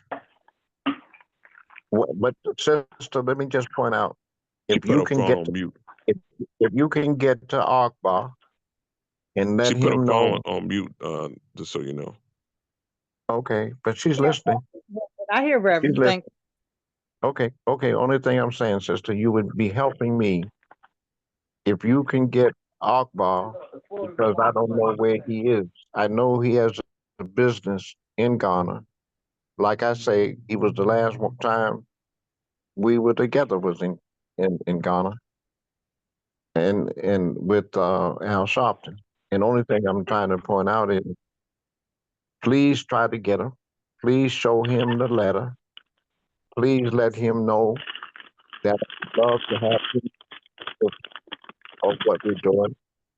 But he will tell you that I have the utmost integrity in relationship to my people. And that's the reason why I'm putting up all of this credibility, because Martin got invited by Kwame Nkrumah. Yes, they sir. held hands. They held hands. And I want to believe that Martin King, when he wrote the sermon and preached the sermon, The Birth of a New Nation, when you find that on the internet, or if you don't have it, I'll send it to you. he made a promise that he was going to develop relationships with blacks in America, with the blacks in Ghana. And that's why when him and Elijah Muhammad met, Dr. King didn't talk to the white people about what the meeting was about. And when he came to us after the meeting, he said to us, he's a good man. He's a great man. He didn't even give us the details. But I'm spiritual. And I know how his sermon, which is one of the longest sermons he's ever preached, outside of him going to Washington, D.C. And when he went to Washington, he said, you gave me a check marked insufficient funds. So Dr. King knew on one side that white people wasn't going to be open and honest with us about participating in the economy, but he knew that the Honorable Kwame Nkrumah was telling him, you can also come to Ghana. And I'm doing this in memory of him. And Reverend Sampson, what I was trying to convey to the fine lady is that I've been in money and finance, trading billions of dollars since I was 22. I'm the chief financial officer. You can be assured that we will be judicious in every aspect as it relates to the money side of things here. That's what I can tell you. And I have my own connections to also the Nation of Islam as well. So, you know, I would just say to you that you have nothing to worry about and all your people. Thank you. And thank you for, and let me tell you, thank you for expressing yourself. I want thank you for your questions. Because of who you are, I want you to be able to always express yourself with me and our group. Because my integrity is my highest commodity. Exactly. You know, I've been dealing with money since a registered person, a public person, since 22. I don't have a complaint that I sneeze too hard. And I've handled a lot of affairs for a lot of people and institutions since then. I've also sat on a number of public boards of major charities and institutions, the New York Public Urban League, the New York Urban League in New York City, many banks. So, you know, I've been a registered person as an investment advisor for many, many years. So that's my background that's involved here. So, you know, my integrity, as the Reverend Sampson said, and Donald Brown will take the same position. Our integrities are that's the only thing we have at the end of the day. That's our view. And sister, we appreciate you raising your concerns because that all it does is makes us grow and makes us look at internally, you know, what have we missed anything? Because we want to cover all the bases. So that helps us to get there. With our presentation. Right. Is there anybody else who has any, so we can close out this call? Is there anybody else who has any closing? Yeah. Can I say something? Yeah. My name is Barry Isaacs. I am the chairman of the Arc of Return. My organization is an import-export company. And we also have a similar project in Nigeria. We actually went through the current process that y'all are starting to go through. Right now, we have 74,000 hectares of land under contract in Nigeria, 150,000 farmers that works cooperatively with our organization. Our main product is Kenneth. but on the land we also cultivate other commodities as well. Miss Brother, yes, what's Kenneth? What is Kenneth? What is that? Kenneth is a fiber. It's Oh, like okay. hemp. Oh, okay. Okay, what is your name again, brother? I My didn't name get is your Barry name. Isaacs. Okay, thank Okay, I you. was go on. invited by Miss Patricia Muhammad. Yeah, that's okay. So Go on. Go on. yeah, I've spent the last year and a half getting this my particular project organized and doing the due diligence. So the fact finding mission and everything that y'all are embarking of.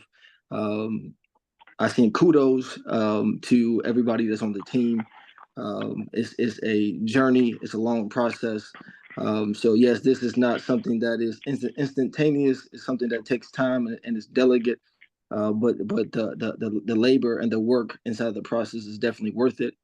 And there is companies that's inside the United States that is looking to produce their commodities, as well as there is things going on with the current administration with aviation jet fuel conversion of sustainable biofuel.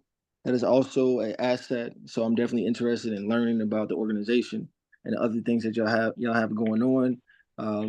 Inside of this project, and I just want to bring my skills and my services and anything that I can add to the team.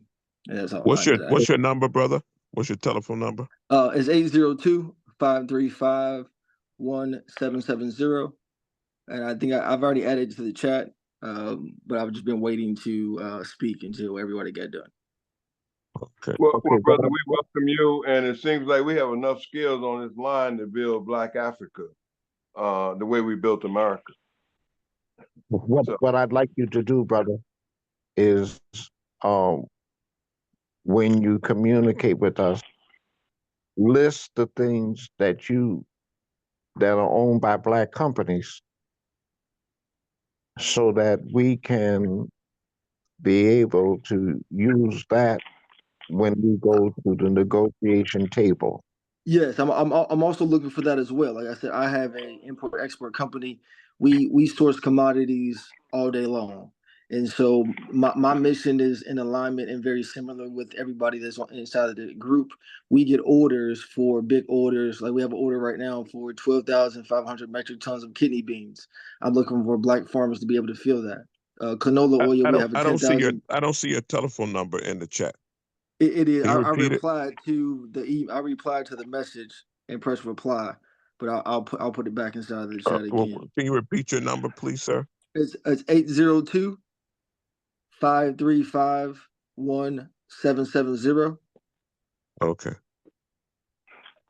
Well, brother, you Thank exactly the type of farmer we're looking for, whatever you're sourcing, because that is, you want to buy from Black farmers, you got to order to be filled at a scale. So that's beautiful. Yes, and so a lot of the big trades come directly from the trade desk, and that's where we are disconnected from. And so, Right. just making sure that we are involved, but we also have to be able to build a network to be able to do so. So anybody that's a farmer, have networks work for farmers, I'll be open to speak with immediately because we have orders that's coming in every day. Okay. Like I said, I'm looking to follow the path. So I can bring some counsel on the development of the contractual agreements and whatever needs to be established in Ghana. So I literally just spent a year and a half going through the same process in Nigeria. so what are the 5 crops you're currently looking for? Kidneys, beans, and what else? Kidney beans, canola oil, flaxseed. They were looking for pig trotters. These are just the orders that we just had from last week. I get orders every day. Right. Okay. We'll be in contact. I'm the chief financial officer, brother, of the organization, and we want to facilitate even before we execute anything necessarily in Ghana. If we can help some of our Black farmers facilitate trade, and I've lived in Nigeria, so I know how to operate there. If we can help some of our Black farmers do business through your relations and ours, we welcome your And contributions. where are you based out of, brother? I'm based out of Ohio, Cincinnati, Ohio, actually. Okay. But I do business all over the United States. Got you. Okay. Well, we welcome you, brother, and what you bring to the table. That's what you're actually doing. What we're talking about making happen on the continent. Yes, So, and we did it directly with the Chiefs. So the Chiefs already had a cooperative that they didn't have the documentation and organization, and we brought the brain trust. So what's been stripped away from Africa is the brain trust, and so that's what we would be bringing back to the table. Is brother, the you brain the trust back nucleus to of what we're talking about. Yes, sir. The brain trust, man. You Yes. just the nucleus of what we're talking about. Yeah. You Right. actually implement it. And so you understand what we're saying about moving with the spirit, bringing the right attitude and perspective. I know in Nigeria that's so important, right? And appreciation for the culture, you know. And the value system. Yes, Right. they've been calling for the last couple of years for the diaspora to return. So that's right. The name of my organization is the Ark of Return, and just making sure that the brain trust returns and to make sure that that Africa is still owned by Africans. That's right. That's right. That's beautiful. Can I just say something to Sister Patricia? We have the Queen Mother, Dr. Kelly, on the line. She's a Queen Mother in Ghana.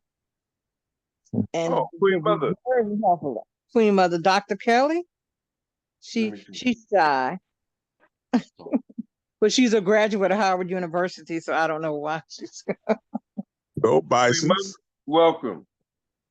We'd love to hear from you. Yeah, we want you to say some words in our call. Please. Talk to the preacher.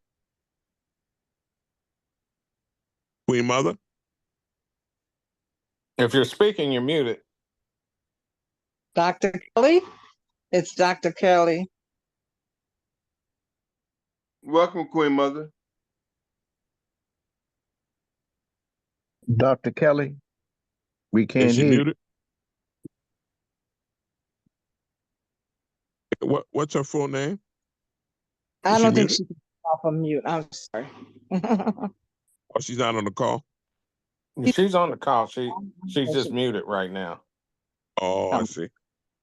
But she's I not just wanted to acknowledge her presence. Thank you. Yes, okay, and great. we appreciate that. We do have somebody with their hand up there on iPhone, but I'm not sure who that is. And thanks, Patricia, for that introduction, that bringing in those individuals too. We appreciate that.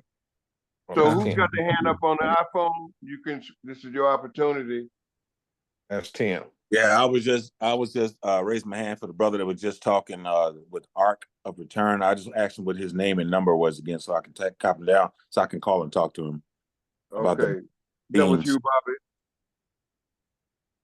Hugh. Oh No, yes. No, he's not. He wants they the talking about the office brother person. that from the Ark of Return.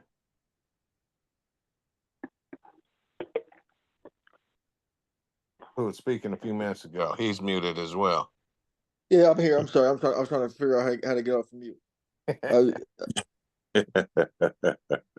Yeah, I'm putting my email address and my phone number inside of the chat again. Appreciate it. And we're gonna try to get together a list of that's one of our objectives. We didn't get a chance. We had a lot to talk about today, but one thing we're gonna do is put together a list of all the parties that are on the line and try to formulate some kind of coherent blog so everyone will have access to those kind. That's why we want everyone to talk about what they do and what they're expert. Yeah, if somebody can create a Google sheet and just share everybody on the sheet, then everybody can go there and add their commodities and contact information. Yeah, but slow down a minute. We're gonna kind of. I've created a document already, a Word document where people can just insert. That's already been done, where they can insert their specialty or names of anybody under categories that they know. And we can add and start. We had a sister today on that does honey. So, those are products. I don't know if we had any on for meats, but those are also categories that we're going to have. Yeah, we had a couple gentlemen. One that was on. Can't think. Welcomes. Chris, welcome. He's was looking at doing cattle. We had last week Joe Tutt, who was on from What's Texas. his name? Joe Cutt? Okay, he does beef, right? Yes. And then we also have an elder, Mr. Colley, who has been raising his hand as well. So I want to acknowledge that he's up there as well. Wanting to ask a question. Go ahead, sir. Good evening, all. I don't know when this call started, but I was trying to get a friend of mine sent me the particulars. It was supposed to start at 5, so I apologize. I just left. I had registered, I was waiting, and then I went to eat, and I came back and I saw all of you people. I applaud the efforts that you're making. I'm Dr. Barry Colley by profession. I've worked in agriculture for 30 some odd years. Ghana has been a frequent country of my work since 1977, when I got immersed in the Africa Crossroad program by Dr. James Robinson. I don't know if some of you might remember that program. I've been all over sub-Saharan Africa in my career. Brother, Yes? James Robinson came to Shaw University. Okay. With Crossroads Africa. Right. Yeah. So, Yeah, God bless. So anyway, what I want to say is that I'm from New York City, but I learned a lot about farming. I do agriculture development and farm business development. I put on business conferences in Ghana for about 10 straight years. We call it the ACE program, the African Collegiate Entrepreneurial Program, where we were trying to entice young university students to come into the agribusiness world.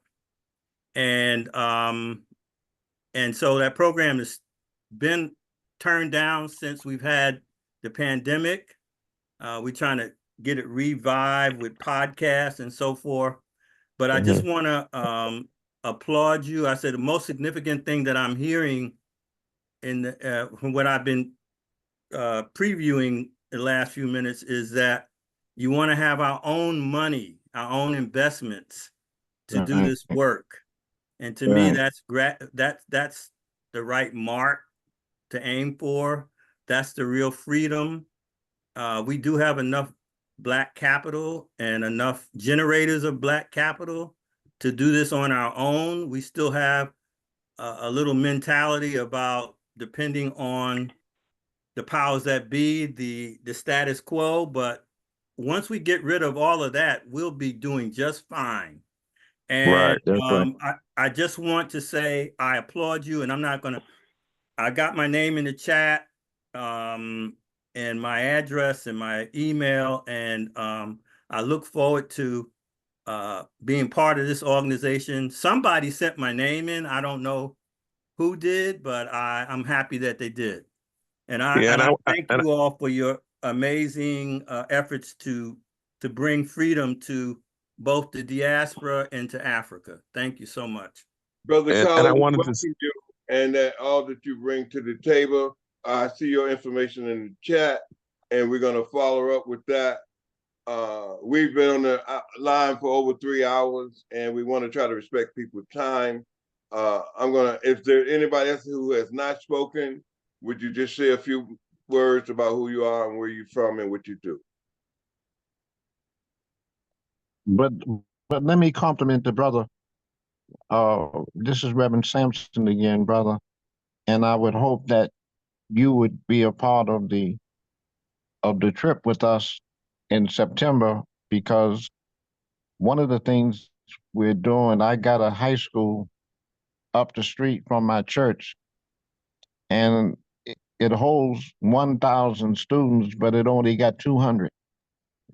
And we need to be able to recruit our young people to get back in school, because at this particular school, they got a little plot of land where they're growing vegetables, and the alderman told them about me. And my only point is, we can get our young people back in school on the agricultural tip if we are able to let them know they can go home to the motherland, and they can do it with the economic principle inside of their capacity.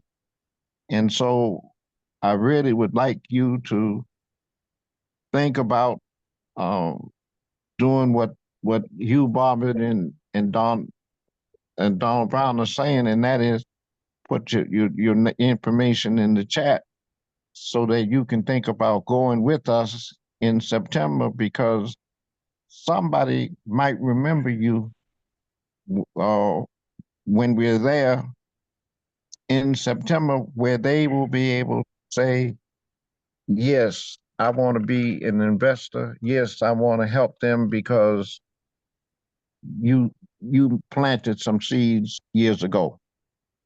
So thank you very much, brother. Yeah. And I just wanted to end by saying that the whole nexus of what we're trying to do here, besides incubate the Black farmers, with extensive conversations with Tim and John, Tim Pigford and John Jamerson, we understand the travails and plights of the Black farmers historically, and we want to try to address those in a way which is a solution that we resolve with our own resources, which is now $2.2 trillion economy, which makes us the 9th largest country, Black America, in the world. So there's no reason, there's no project that we can't approach and resolve with our own capital and resources. It's just a matter of being unified and working together with the right people and with the right spirit. That's what we need. And we have all the people here with all the energy we had today, and all the Black farmers and the other related parties. We clearly have the resources and the mind power and spirit and soul and heart to do it. Is there anybody else that has any closing remarks? Yes. Well, okay.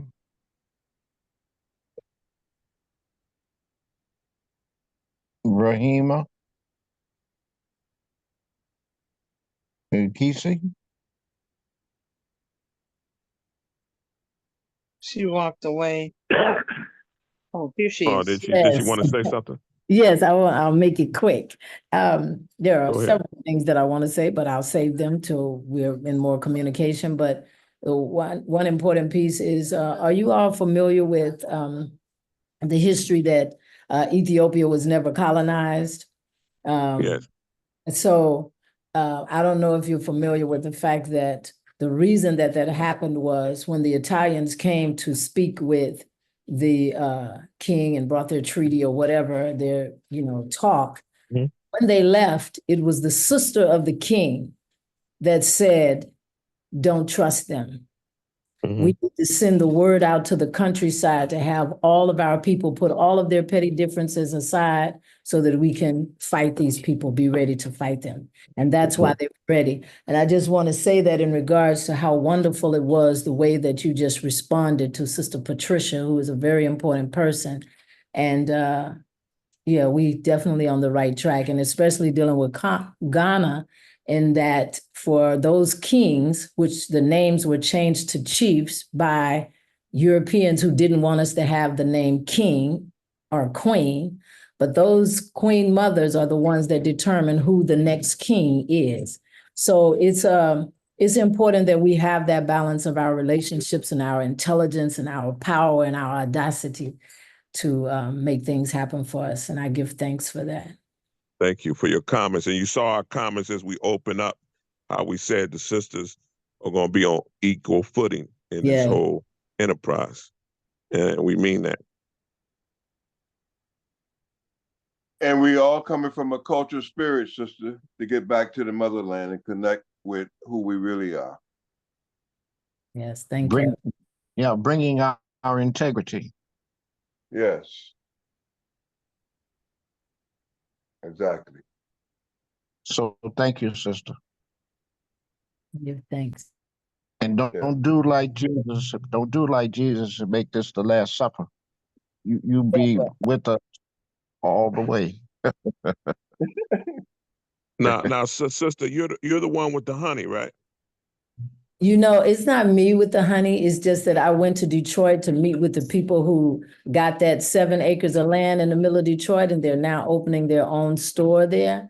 And when I went there to their farm, there was a brother in a full bee, outfit. And I asked them, and they had just come back from Congo. So it's a group of Black brothers and sisters that are into honey and bees. And so I would love to make sure that they're connected with us. Oh, that's beautiful. And they sell honey, correct? That was me with the honey in Alabama. Great. And you too, sister, I'd like to connect you as well. There's also a lot of honey in Cameroon, so I have contacts with people there that have honey too. Oh, okay, great. I would love to get some honey from Africa and the different countries, all the different countries and different flavors of honey. I would love to, have put that in my little store. That'd be great. International honeys, even from different countries, but definitely from the continent. Well, we said we're going to have farm to table events, so there'll be an opportunity for everybody to platform. My better half, who couldn't make the call today because she's working on another project, but she actually is an expert in putting together those kinds of events. And so she came up with the idea to have that and have it communally centered for the benefit of the Black farmers to bring all their products to the forefront. Can we merge that with the Soul Food Museum? And we're also doing a recipe book with the Soul Food Museum. So some of these recipes for honey and all that, we could put with the Soul Food Museum. Perfect. That's why that's why I gave you my email. So you can give me all your details so we can communicate about that. You have my email? Yes, sir. And we will definitely send me something so I can follow up with you. And I'll CC Reverend Sampson and Donald Brown on it so that they are, aware of that, and we can bring all the resources to the forefront. And don't forget John. And John. And John Jamerson and Tim Pigford. So, Reverend Sampson, do you want to end the call? May the Lord bless you and the devil forget to take you. God bless. God bless. Hallelujah. Amen. Thank you. Hallelujah. Hallelujah. Thank you. Amen. Thank you, everyone. Good evening. Keep the faith, people. Thank you. Keep the faith. Yes. Good night. Thank you for your support. Thank you for everybody's support. I wanted to get Cynthia, this is Sister Patricia. I wanted to get Cynthia's information with Congressman Jonathan Jackson's office. Yeah, but send it to us and we get it to Christina King. Her name is Christine. Yeah, Christine King is her name. The sister from Alabama. What's her name? Send it to us. Listen to me. Send it to us, and then we'll get it to Christina King. Send it to us. But Reverend Sampson, I was just asking about the sister separately. The sister's name from Alabama. What's her name that does the honey? I'm sorry, Cheryl Bell. Okay, I just want to make sure I had that. I think I saved your information. Thank you, ma'am. Yeah. Okay. All right. Okay, God bless. All right. Thank you. Take care, everybody. Good night. Good night. Be safe. Good night, everyone. All right. Take care.